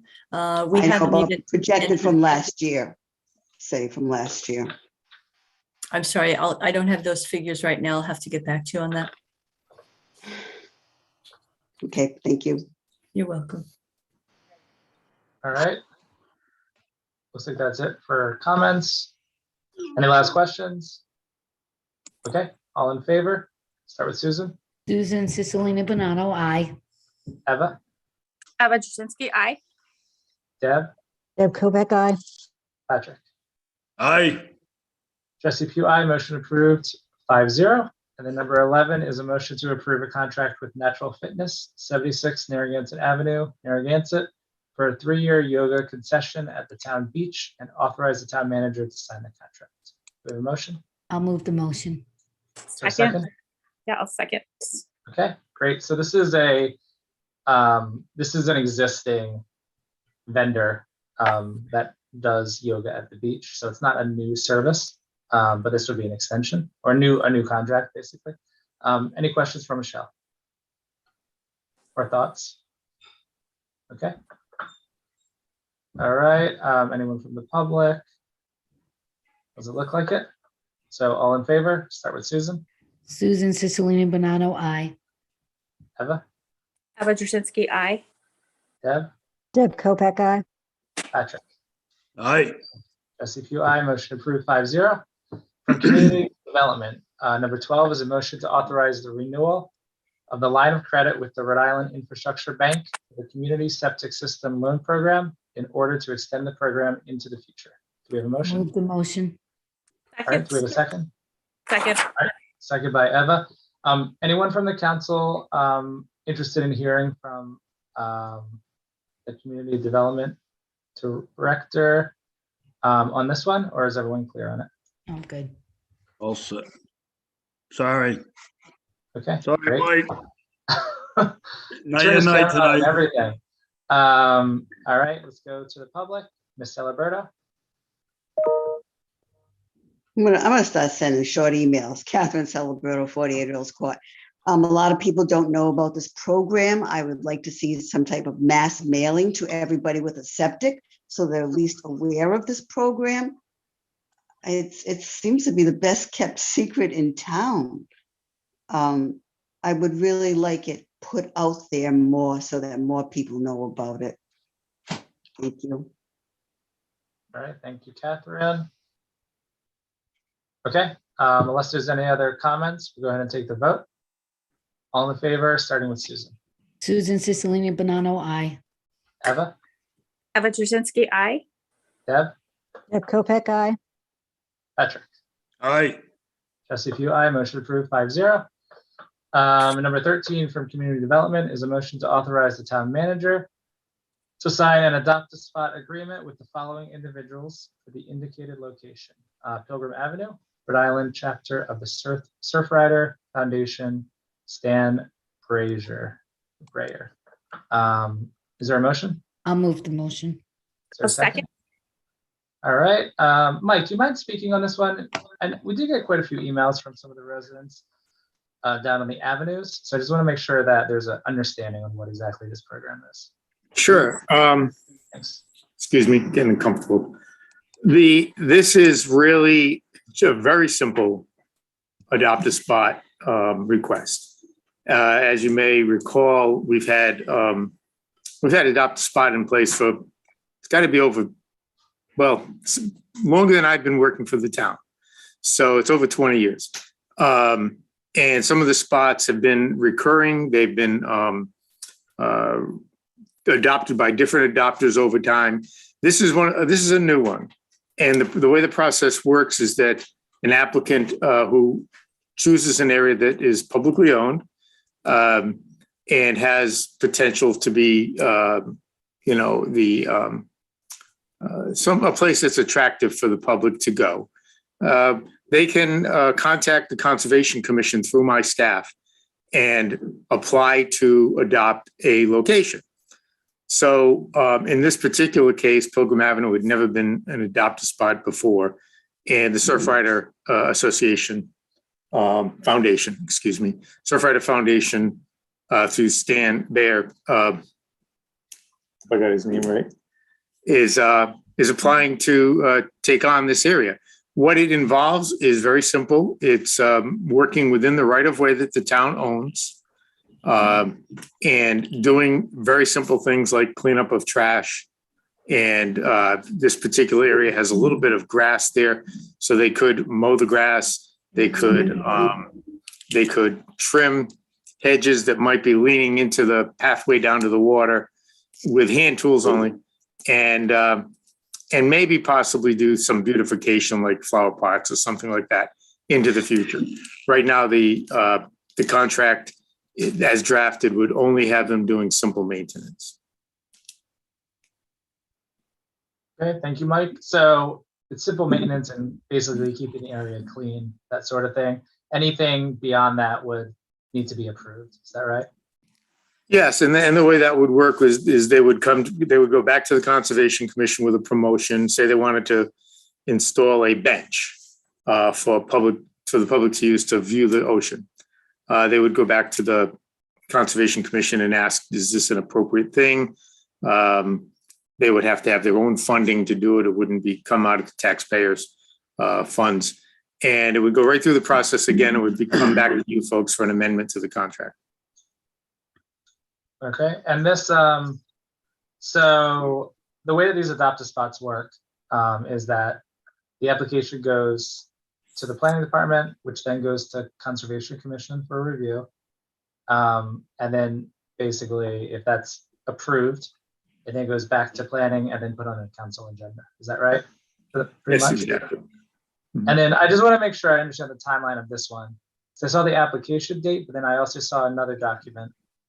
So did this process on this one start like a year ago? It started some time ago. I don't have the application in front of me, but it has been working through the process for quite a while.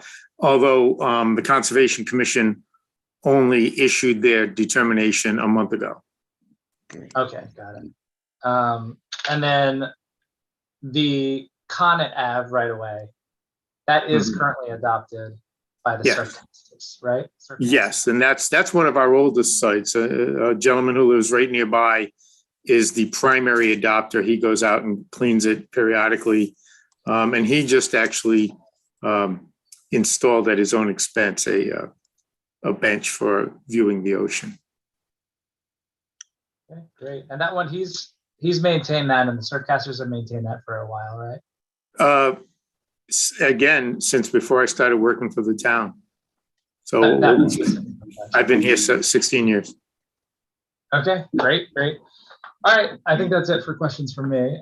Anyone from the council? Yeah, so, I obviously, Mike, support the adopt a spot. I thought the timing of Pilgrims, considering everything's been so controversial down here, I wanted to know kind of myself where the application came from and like, why now? It just seemed kind of with everything that's been going on down there. So just a couple of questions.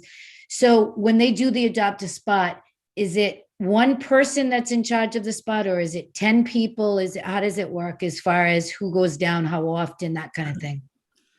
Do you know? So in this case, the Surfrider Foundation applied.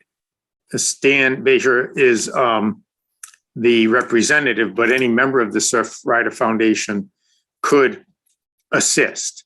So we're going to ask them to provide us a list of all their membership. We don't need addresses and numbers, but we need to know who their members are. Right. So technically there could be 10 people down there cleaning up, or one person, we don't know, right? Right.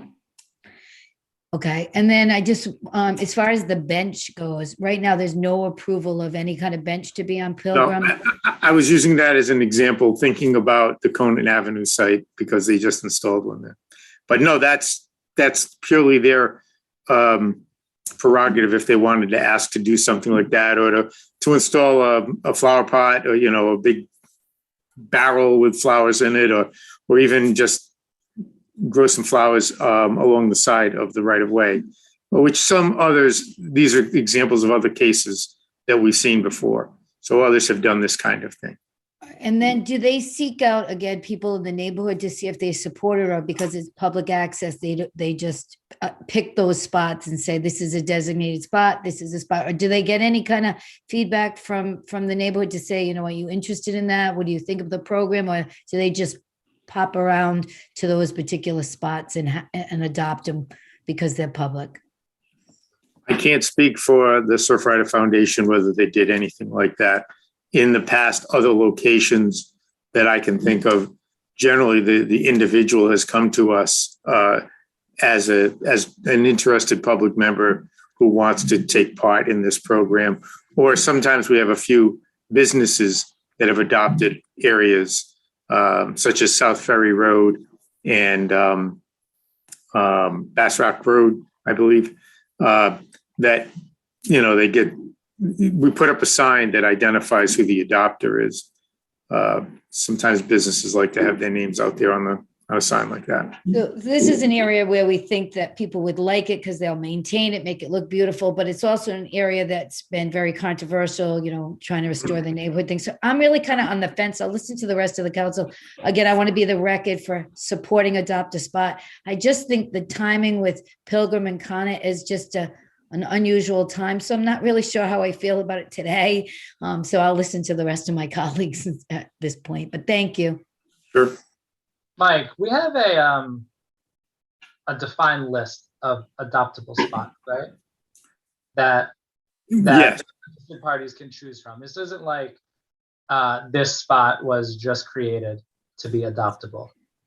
This spot has been discussed in the past, as have several others that have been discussed with the Conservation Commission as potential adopt-a spots. So this one came up to the top of the line, I guess. But it's not like, I don't want you to get the impression that a person can't come in and suggest a different adopt-a spot that's not on the list that's been discussed. It just has to go to the Conservation Commission and be fully vetted. For instance, we've had some occasions where people wanted to adopt spaces that they thought were public, and they weren't. They're privately owned. And so we had to decline that. So, but we will listen. Staff will try to vet those things through before going to Conservation Commission. And if it is a publicly owned property, either state or town, then we'll take it through the rest of the process. Thanks, Mike. All right, anyone else from the council before we go to the public? Yeah. So I don't understand why an adopt-a spot would be a negative thing. So I don't know where the concern. I've seen adopt-a spots all over the state, and it's more people want to keep an area tidy, clean, beautiful. And like Mike's mentioned, a lot of businesses put their names on it. When I'm driving down the highway, I'll see the adopt-a spots. So I don't know. I just don't know where the controversy would be with this adopt-a spot. So I support it. All right, thanks, Eva. Patrick or Deb, before we go to the public? Any questions or comments? Deb's all set? Yeah. I'm all set. Thank you. Okay. Well, while we're on the subject, how's the survey coming? I guess that would be a question for the town manager. Yeah, you have to check with Jim on that. I don't have any update on that at the moment.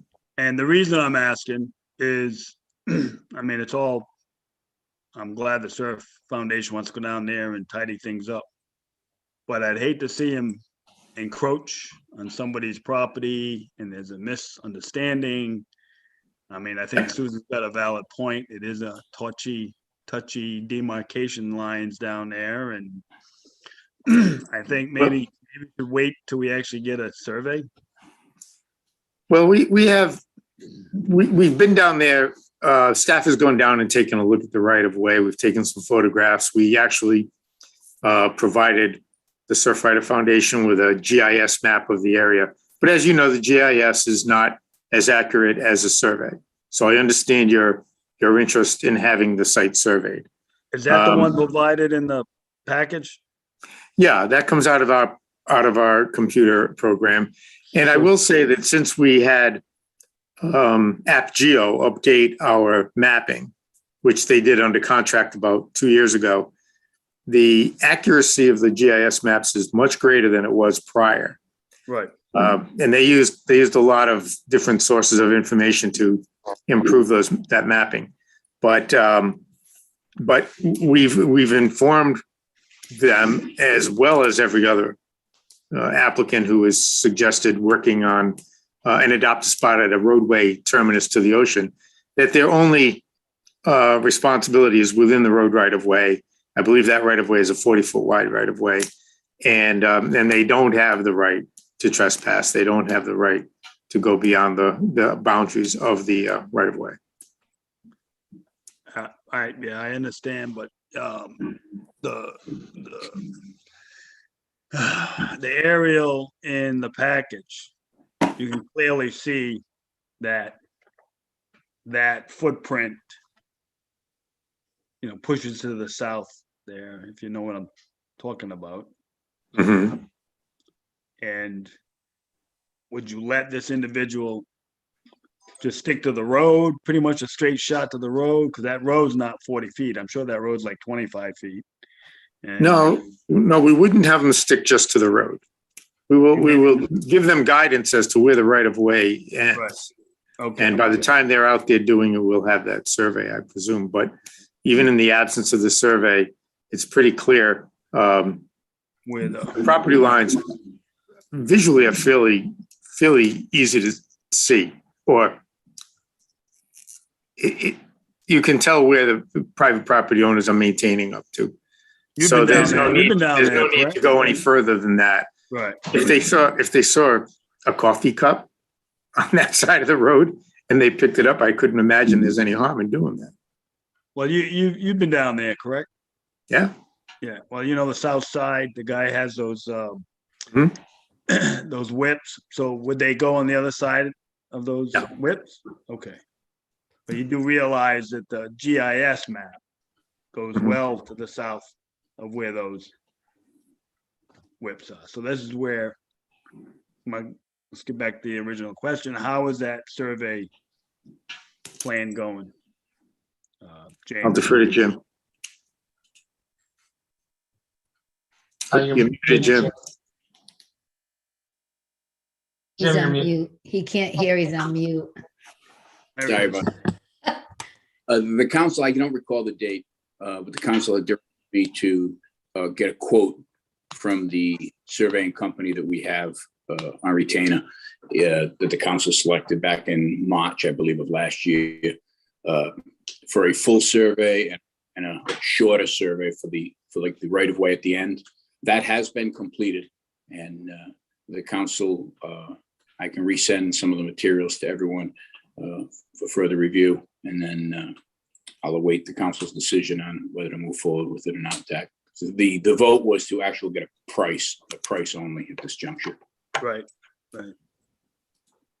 So, but we do have a price at this time? A We price do. list? Okay. I can get Maybe, that. yeah, well, maybe we should approve this contingent upon an executed survey, so this guy doesn't encroach or doesn't, so he can clean up, so we can give him guidelines to where he can, adopt this property. Show him how much property is being adopted. I mean, he might have a, 20-pound baby on his hands, so. But that's something that we could just, amend or get it. I mean, that's ready to roll out the next meeting, James? Yes, it is. If the council wants it on the agenda to survey.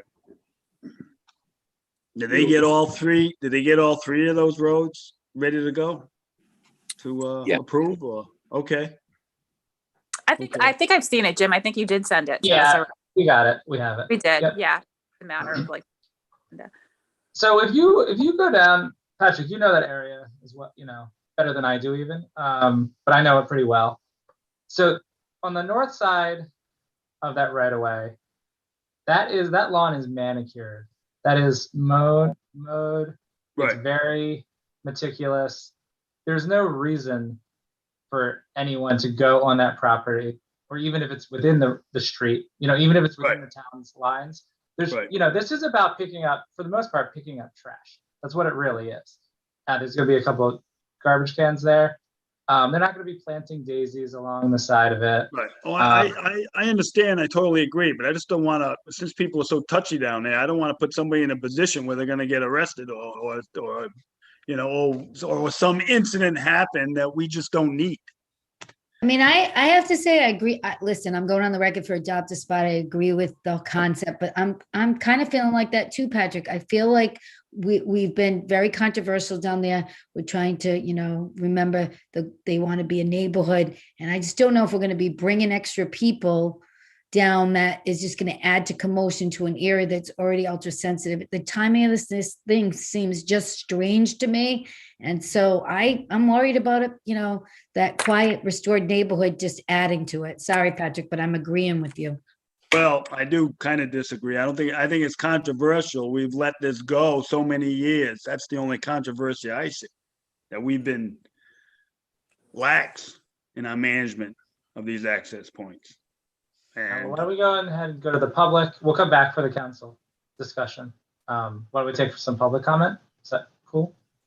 Sure. All right. So why don't we start with Paula Darren? Please state your full name and address. Paula Darren, 15 Pilgrim Avenue. I did send each of you an email earlier yesterday. I believe I sent it out sharing some concerns with what has transpired in the area after you approved the parking, without going into all of the detail that I provided. Items such as men urinating on the side of the road in front of my house, just standing on the side of the house, road urinating, men deciding that it's perfectly acceptable to strip bare naked in front of my house and change their clothes. So I do think that we've created a situation that was not what the council ever thought was going to happen, yet the homeowners in the area did think would happen. So I do agree that it is a very touchy subject at this point. I do think this gives the town council an opportunity to show that they do care somewhat about the neighbors in the Point Judith area. And I think we could wait until the surveys are completed and we figure out exactly where the right-of-ways are and aren't. And to the point that I believe Jesse made, that area down there, the homeowners on either, not just the north side, but the south side as well, is pretty well manicured. So I'm not really sure what the purpose is in doing this. To address Eva's question regarding why would somebody think it's not good, if you go and look at the Connet area right away, adopt a spot, there's no way the cleaning that they did down there, they did with hand tools. They took away beautiful natural vegetation and growth to clear out a spot to be able to put a bench. I'm not sure I ever saw the request for the bench come before the town council. So to the point that Mr. DeLuca made that says if somebody wants to add a bench or a flower pot or an anything, whether somebody's paying for it privately or not, I do believe, because I did read the Adopt a Spot application, it is supposed to come before the committees before it can happen. Not sure that I could have missed it, so I'll own that, but I'm not sure that I ever saw adding that bench come before the town council. I did send a question to you guys in this Q&A session on Zoom and didn't get an answer. So if somebody could please follow up and let me know which town council meeting the request to add the bench was presented at, that would be helpful too. But those are the kinds of things, to address Eva's question head on, that make it not desirable. And so I would respectfully request that the town council delay approving this until the work is done to complete the surveys and we understand exactly where the right-of-ways are and are respectful and showing some consideration to the homeowners in that area who now can't get in and out of, I can't get in and out of my driveway half of the time because the cars are parked in the street, not on the right-of-ways, preventing me access to my There's absolutely no way that an emergency vehicle goes down the street when there's cars parked there. And most disturbing of all is I personally have called the police department to report that people are parking in no parking zones and asked them to come to my home when they came down there to view it. And not once has anybody showed up at my house. So the perception is that the police department is turning a blind eye to this. And that is the most disturbing of all. Thank you. Thank you. We have Anne Marie Waters next. Please state your full name and address.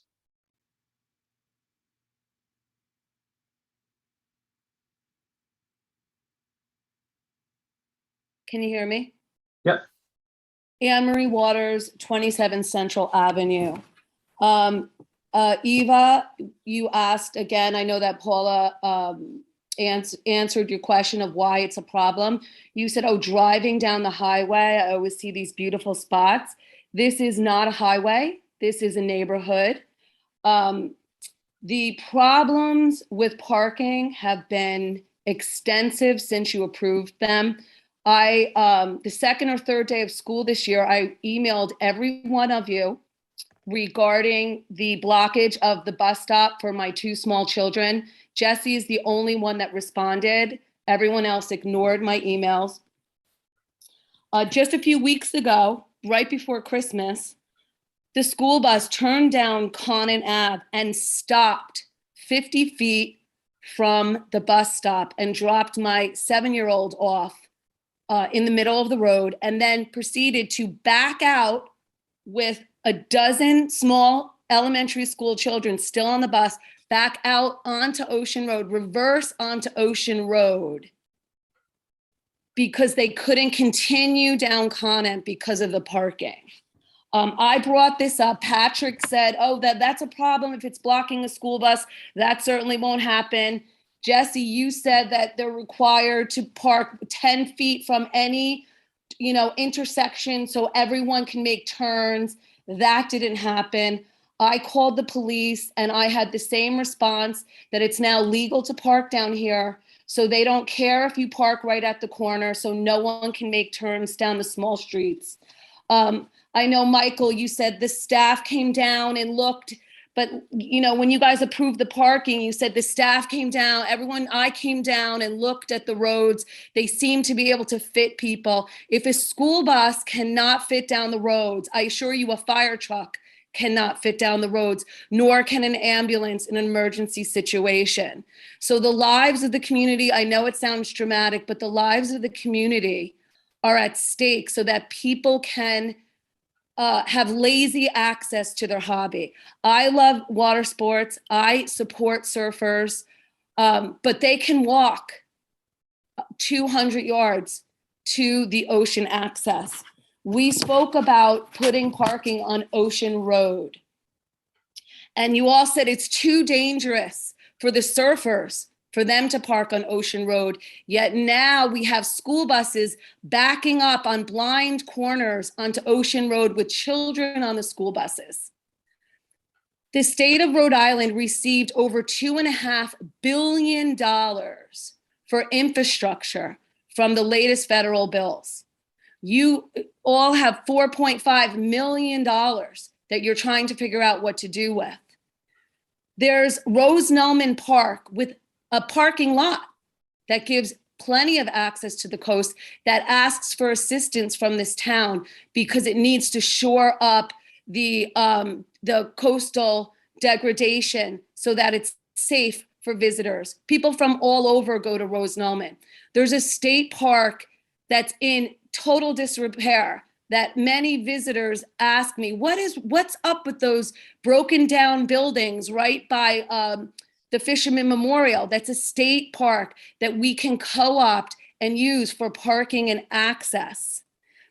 Allowing parking and access to these right-of-ways has been grossly mismanaged. There are better common sense solutions that serve all. Thanks, Anne Marie. Okay, I'll just, in conclusion, this Adopt-A-Spot is another attempt to commercialize this natural beauty. This right of way does not need someone to pick up garbage. It's pristine. It doesn't need a plastic bench, although I love the bench in memory of Dottie at the end of Conant. If anyone deserves a bench, she did, and God rest her soul. If surfers want to clean up and adopt a spot, I invite them to come in the day after high surf days and walk along Conant and walk along and pick up the garbage that's left by them. They don't have to adopt a spot. They can just care for the roads that they litter. Thank you. All right. Looks like we have Sue Amorosa next. Hi, Sue Amoruso, 111 West Bay Sorry, Drive. I do know your name. I don't know. I can't get it tonight. Sorry about that. I mean, I was all set to call it a night, and I'm listening to this and I'm saying we're way off the topic. The motion was for a reputable group, the Surf Rider Foundation. It's all about clean water, maintaining natural beauty, and basically these adopt-a spots. Yes, on the highway, they plant things, but along the coast, you're picking up trash.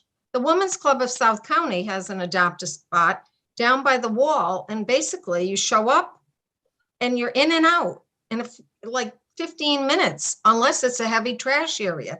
And you know, the residents complained about, oh, all this trash, and now it's like a beautiful spot and there's no trash there. Well, if that's the case, then it's just to make sure that they're respecting that area. I don't think anybody on the Surfrider Foundation is planning on planting anything. That doesn't go with their philosophy. They just want to basically take responsibility for this spot, which is used by surfers, and they want to make sure it's clean.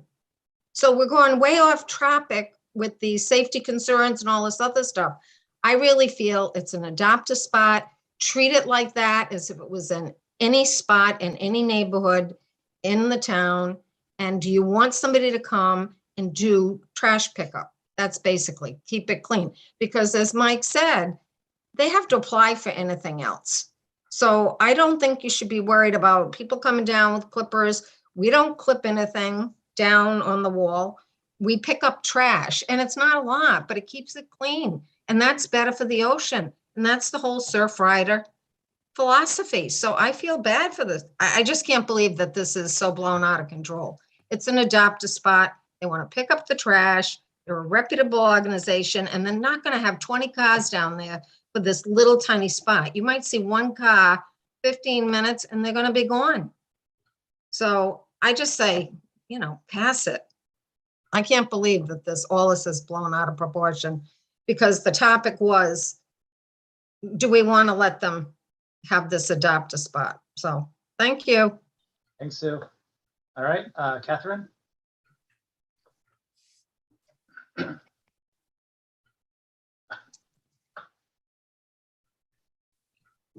Okay, I think I'm unmuted now. Yep. Okay, Catherine Celebrato, 48 Earls Court. This is essentially a group of surfers saying that other surfers leave trash and they're going to come and pick up after them. I just think it's nonsensical. But the fact of the matter is, when you live around an area where people come or gravitate or whatever, you pick up the trash. I know I pick up trash on Earl's Court all the time. They throw it on that island where the water tower is. For some reason, that seems like a big garbage bin to people. But you know what? I pick it up. My other neighbor picks it up. If there's trash in the street, I pick it up. Who doesn't pick up trash around their house? I think these people down there are probably picking up trash no matter who's leaving it. To me, adopt-a spots are more public areas. Like, I'd like to see somebody adopt a spot in front of that salt barn. That would be a nice adopt-a spot. But an area that's around people's houses, who walks out of their house and sees trash on the ground and they don't pick it up? Let's face it. I just don't think it's necessary. Thank you. All right, thank you. All right, looks like that's it for public comment. Before we vote, I'm just gonna give everyone else a chance. I just want to say One more time. one more thing. I know the Surf Riders Group is a great organization. It has nothing to do with them, because I like Adopt a Spot. I just think that this neighborhood has been through a lot. You know, we changed the ordinance for the parking, and I just don't feel right about it at this time. So I just want to go on the record, loving Adopt a Spot and loving the organization, but I just feel like it's not the right time for this area, and so I can't support it. All right, I'm gonna go back. There was a hand up that was there earlier and then disappeared. He's back, or he or she is back. So let's just go to this last person who had their hand up earlier. Gerald?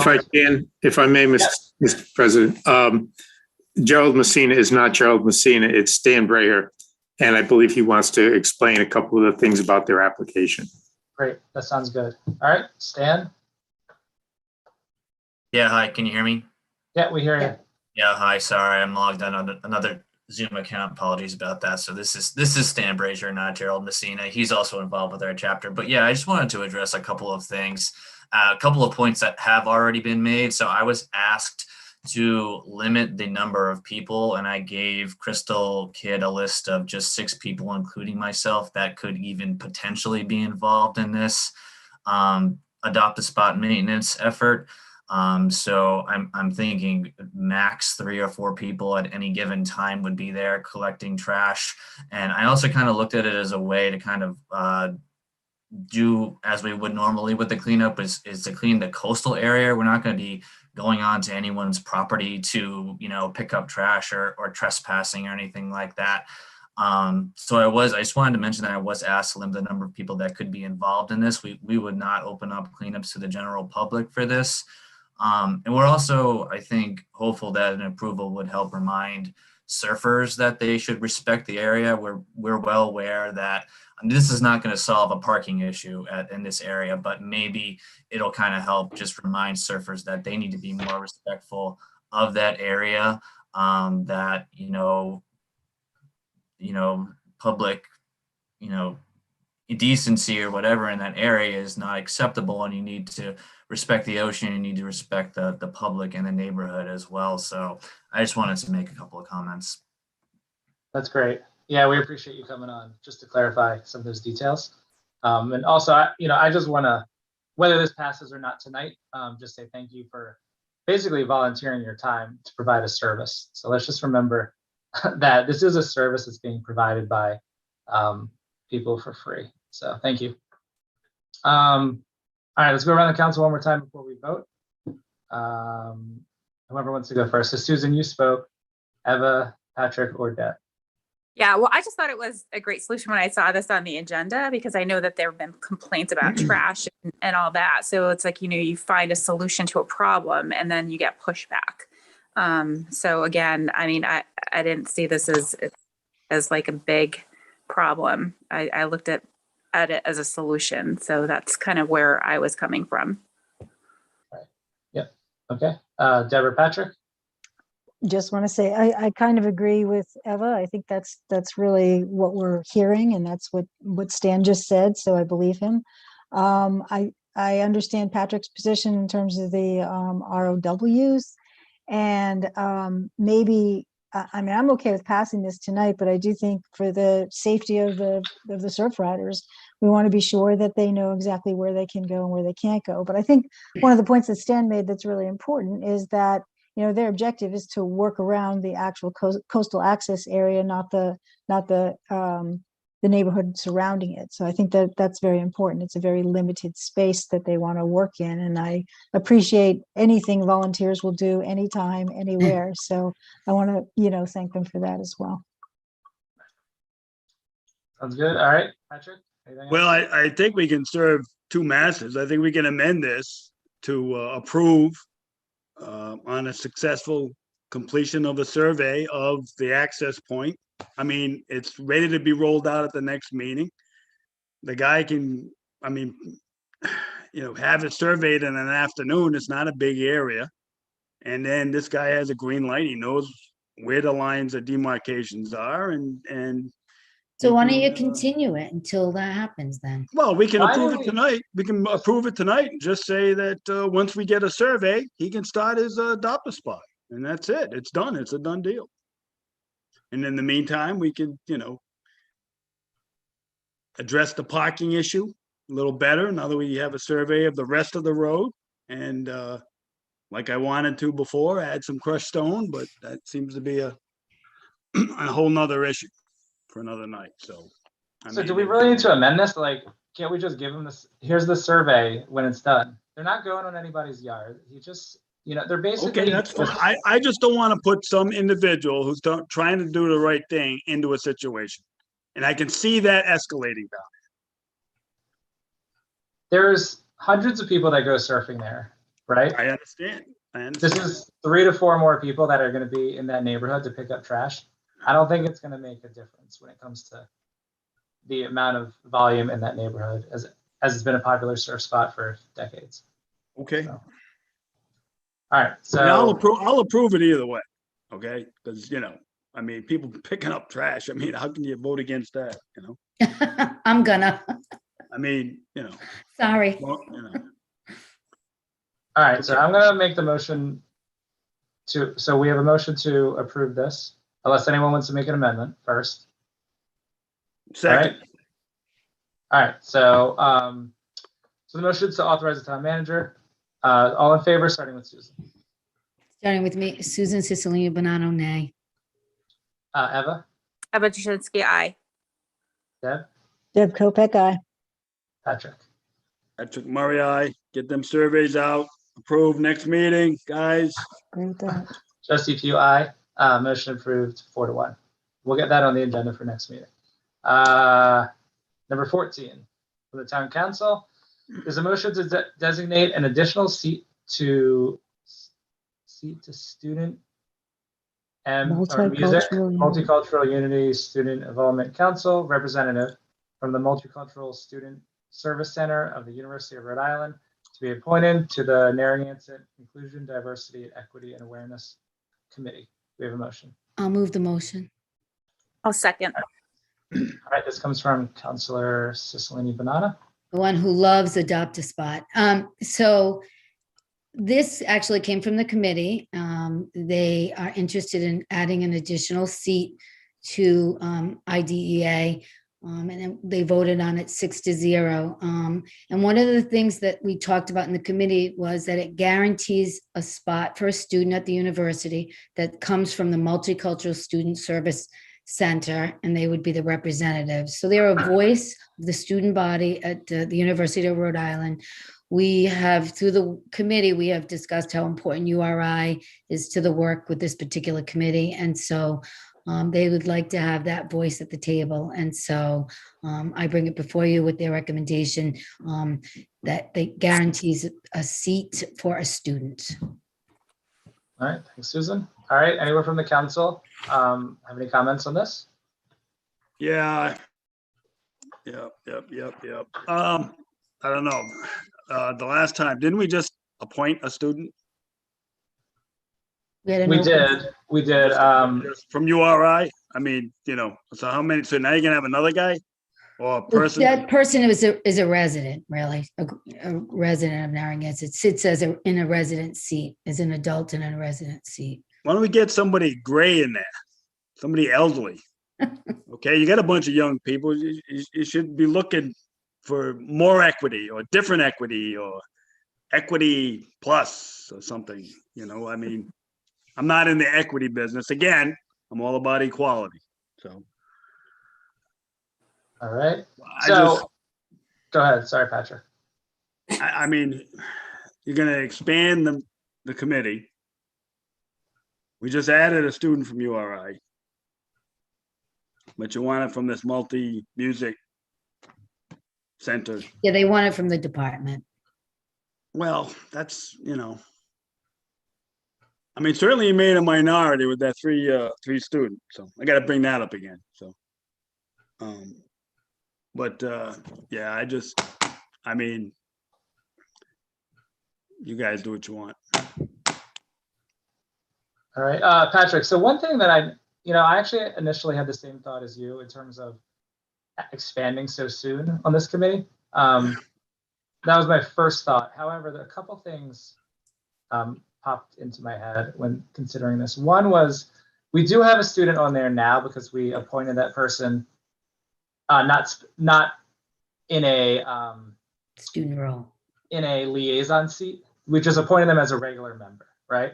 But that's not always going to be the case. So when that person's off, then this is going to guarantee that seat. So just as of now, we'll have 2 college students for a period of time, but that's not always going to be the case. So that's the first thing. And then the second thing is this committee actually has an even number of voting members, which is a problem. I don't know. I'm not actually sure how that happened, but at some point that happened. And we always want to have an odd number. So it would be nice to add a member to the committee for that reason, to get to an odd number. So those are the 2 things I thought about anyway. So any other thoughts before we go to the public? Okay, all right. Why don't we go to Stanley? Stanley, please state your full name and address. Stanley Wojcicki, Narragansett. Patrick had a decent idea there. Is there somebody who's not diverse on this committee to give the opposite view that they may have? I didn't think of elderly, but that's not probably a good choice. Do they have? We have a volunteer. We have a volunteer. Look at this. Is there an elderly person there? Is there a non-diverse person there to give this committee the ability to listen to the other side of the issues?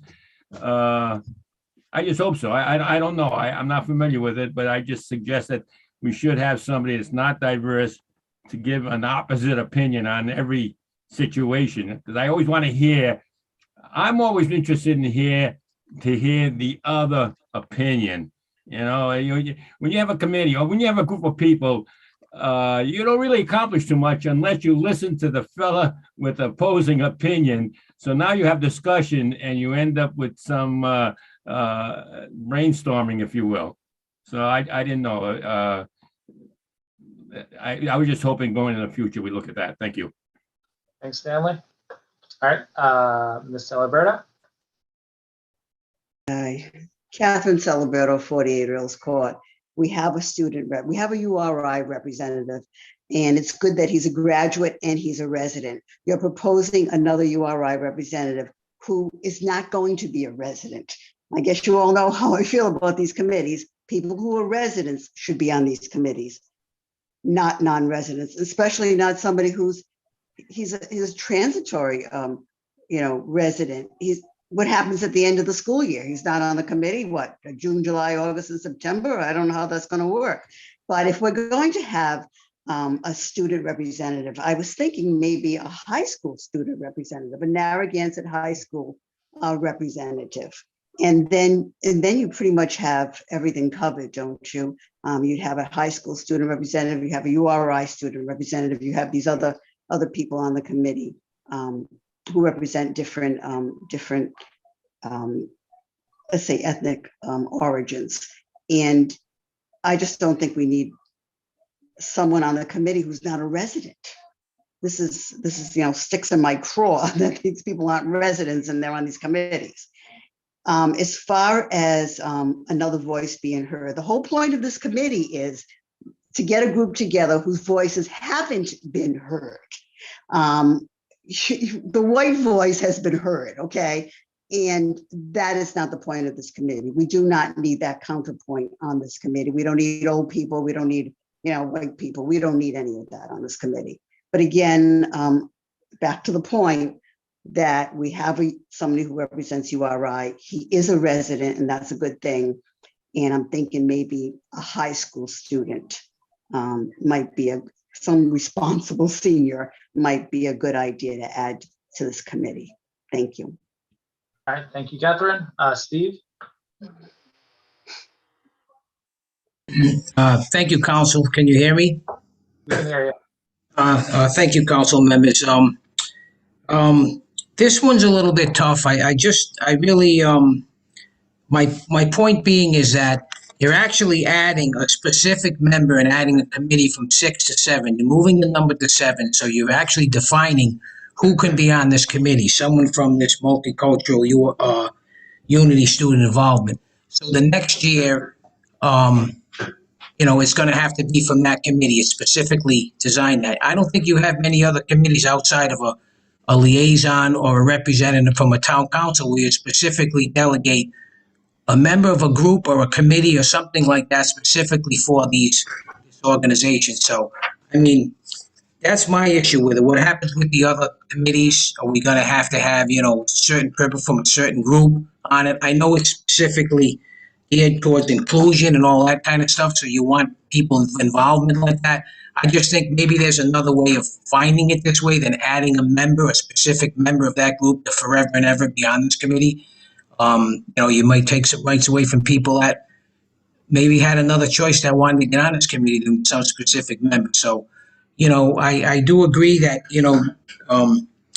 I think it's a new committee. You just started it with 6. They can certainly have people come in and speak at any of their meetings and get different opinions and all that, and have the 6 people that were initially voted on, be aware of this and make some votes on it. So I don't agree with just a specific group or an organization for a committee. I'd rather have it open. If you're going to add it, open it up to everybody and take your interviews again and see who you want to add to the committee. I think that's a better way to go.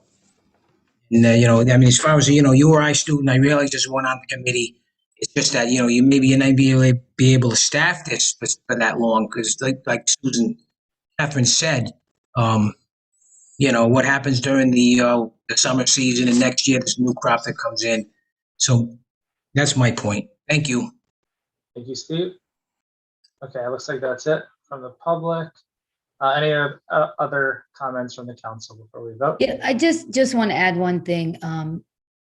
The music, the acronym, the Multicultural Unity Student Involvement, they came to the committee as a group and talked about what they do at the university with the multicultural and how connected they are. So the committee thought that connection between the multicultural URI, that department, and this committee would be a good partnership. So that's why that was determined from the IDEA. I mean, it's up to the council to decide if they want to add that seat, but the rationale was there had been significant work done on this particular organization, music that comes out of URI, and what they do and how they're connected to the multicultural and with the resources. And that's kind of how that bridge came to be. And so obviously I'm bringing it to the council because that was a desire of the committee. So I just wanted to add that. So I think you could probably have input from that group, but not necessarily needing to add another seat. Like if they could be part of it, like, a lot of groups will invite, individuals or organizations just to have that dialogue or input without being an official member. That's another alternative. I don't know what Thank you, Eva. Anything else before we vote? All right, let's go ahead and call the vote. So this is a motion to designate an additional seat. All in favor, starting with Susan. Susan Cicilline Bonanno, aye. Eva? Just only because I have concerns about that individual not being able to be there year round, and then just the turnover or how the continuity of that individual in that from the music group. So I'm just going to say no. All right, Deb? I'm going to say aye. Patrick? You are muted. No. All right, Josie Pugh, aye. So motion approved 3-2. All right, number 15 is a motion to direct the town manager to work with town staff to write an RFP for a technical study of central Narragansett to provide a conceptual alignment for the completion of the William C. O'Neill Bike Path, South County Bike Path, from the community center to the Narragansett Town Beach, and other safety improvements for all roadway users, and to authorize the town to advertise the RFP without any additional town council approval. Is there a motion? I'll move the motion. Is there a second? I'll second. Okay, this comes from Councilor Cicilline Bonanno. So I have a few things to say before we get into the actual motion. First, I want to say thank you to Representative TNZ, who has been instrumental in creating and helping get money for the bike path that we have existed at this point, the Green Economy Bond. So I want to say thank you to her. And I want to say thank you to Dave and Rosemary Smith for their advocacy as well on this long project of the bike path in Narragansett. So thank you to those particular people who have really worked so hard. This is a long overdue project. And on December 21st of this year, Rosemary and Dave reached out to the town manager and said, can we have a meeting to see what we can do to move this project forward? So the meeting consisted of Jim Tierney, Mike DeLuca, myself, and the Smiths. And we were on Zoom and we talked about what we could do to move the project forward. And out of that meeting came, in 2016, 2017, we had finished those final sections. We completed 4A. We were working at trying to figure out what we can do to finish the 4B, to bring it from the Mumford Road down to the beach.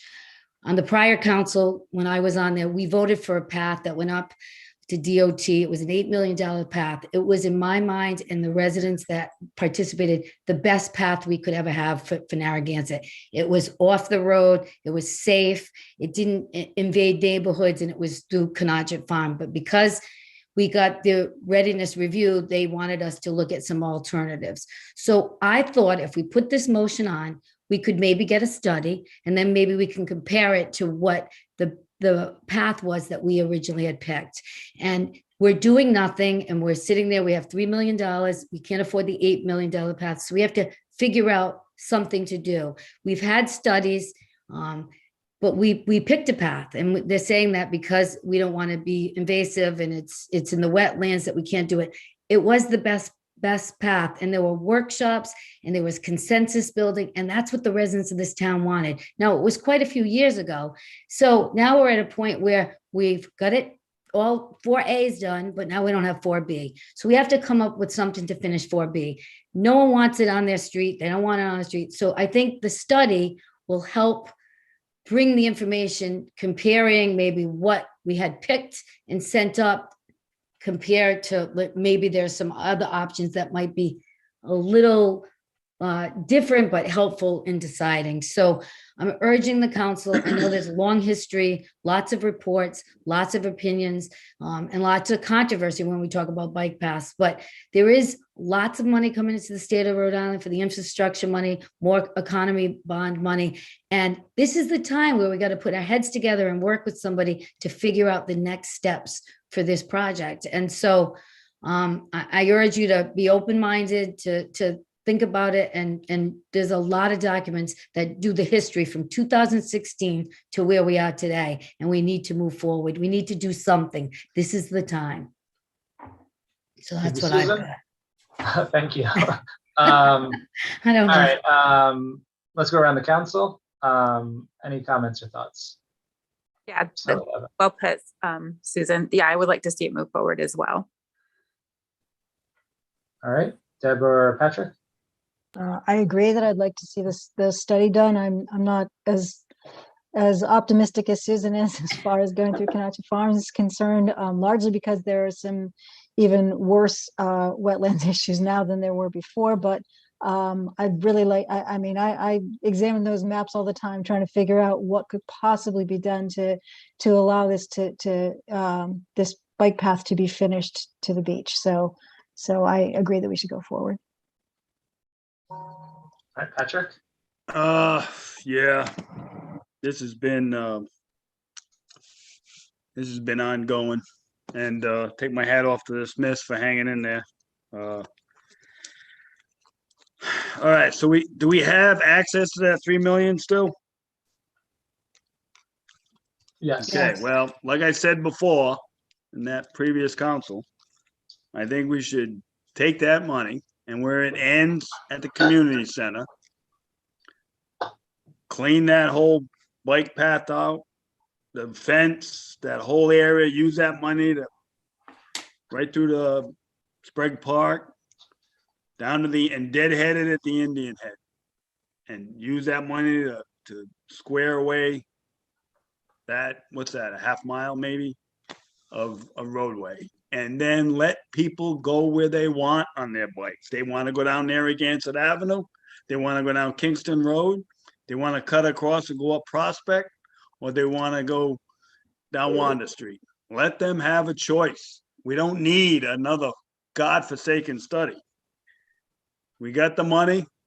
We have town property that we already own. We're not going to encroach on anybody, and just get the damn thing done. All right, thank you, Patrick. All right, let's go to the public. Stanley. Narragansett.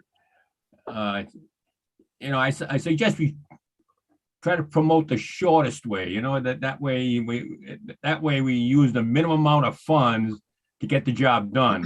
So it's very obvious that Wanda Street is the way to go. It's there. It's not that I don't see any wetlands there. It's the shortest route, so it should be cost less. So if we're sure the 3 million will work, there's almost no discussion on this. In any project, you're always going to have one or two people who don't agree. You're not going to satisfy everyone. Tough.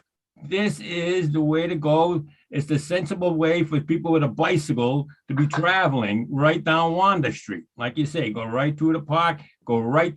They want the shortest route. They don't want to go all over the place. Nobody wants to be on Narragansett Avenue. So you got to, Wanda Street is the way to go.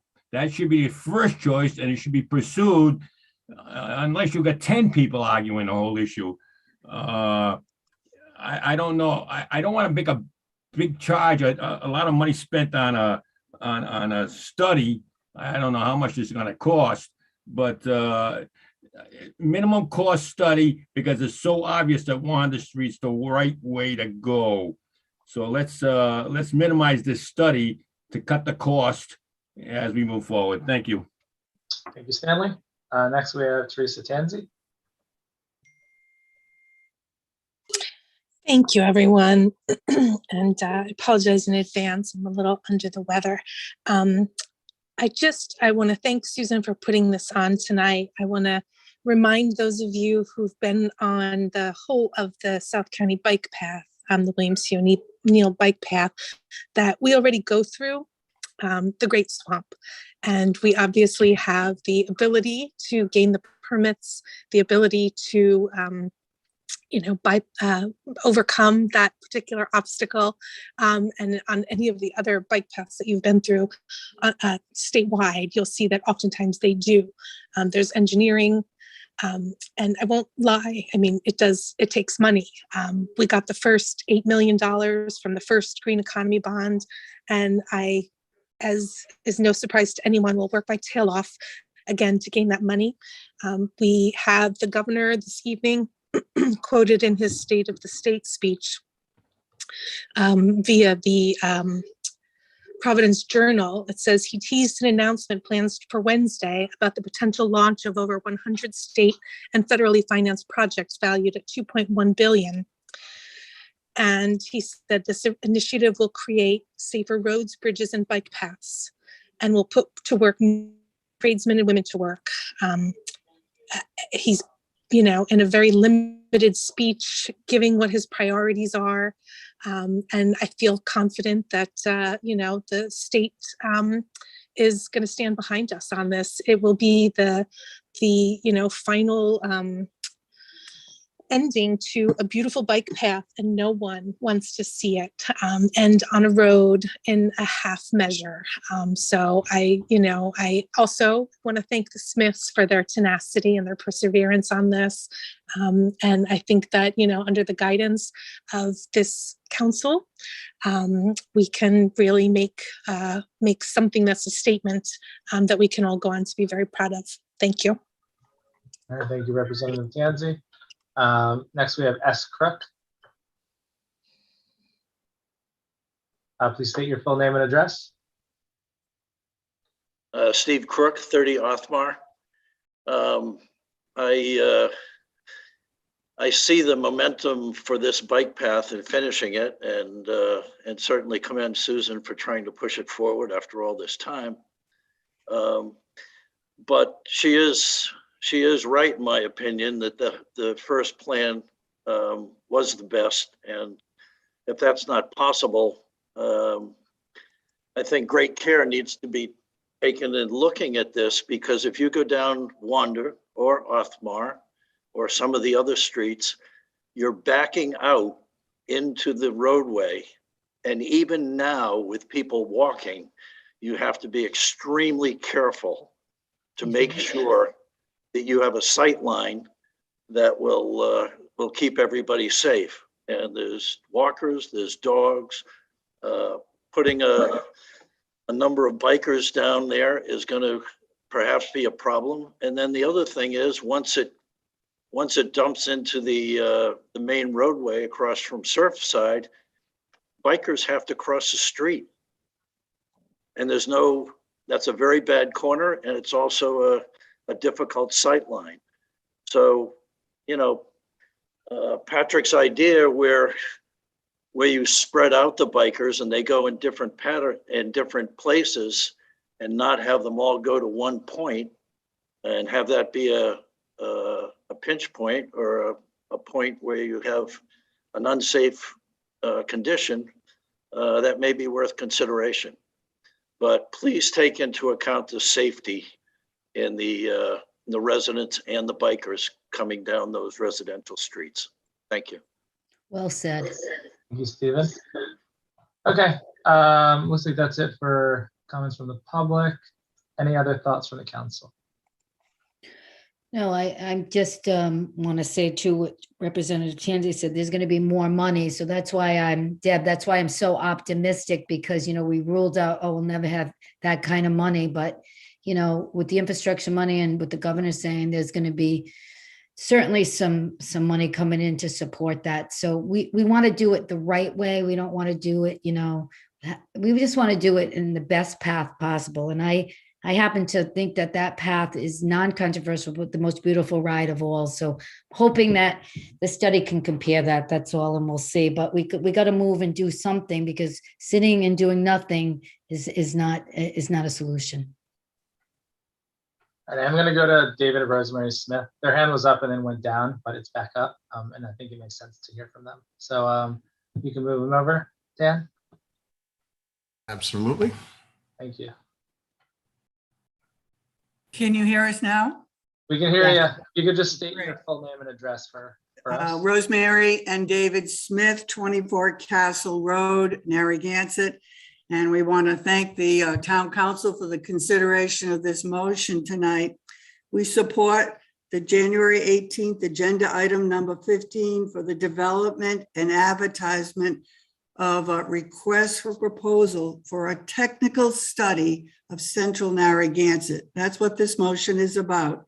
It is a necessary first step in defining an alignment for the completion of the South County Bike Path.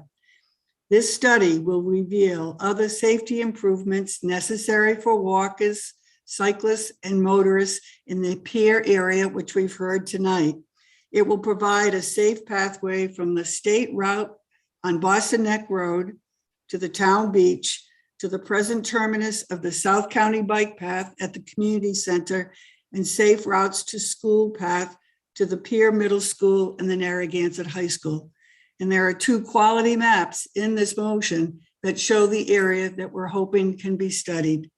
This action will demonstrate to the Rhode Island Department of Transportation and other funding sources the town's serious commitment to safety for active transportation. There is $3 million to be put to good use in Narragansett in the State Transportation Improvement Program, the STIP. And so we hope that you will seriously consider this motion tonight and pass it, and let us take a step in the right direction of completing the bike path to the town beach. Thanks so much. All right, thank you guys. All right, so any last thoughts before we vote? Okay, and again, so this would come back to the council for approval. So this is just to issue the RFP. It doesn't approve the cost at this point. I just want to be clear on that. All in favor, starting with Susan. Susan Cicilline Bonanno, aye. Eva? Eva Jasinski, aye. Deb? Deb Kopek, aye. Patrick? We'll take another look at it. Aye. Jesse Vio, aye. Motion approved. 5-0. All right, one motion remaining. Number 16 from the town clerk, which is a motion to approve the contract for revising precinct boundaries and adjusting street indexes with election data services in an amount not to exceed $18,000. Do we have a motion? Move the motion. Second. Okay. Does anyone need any explanation on this from Janet? Okay. All right. Any comments before we go to the public? Okay. Karen Shoshalowitz.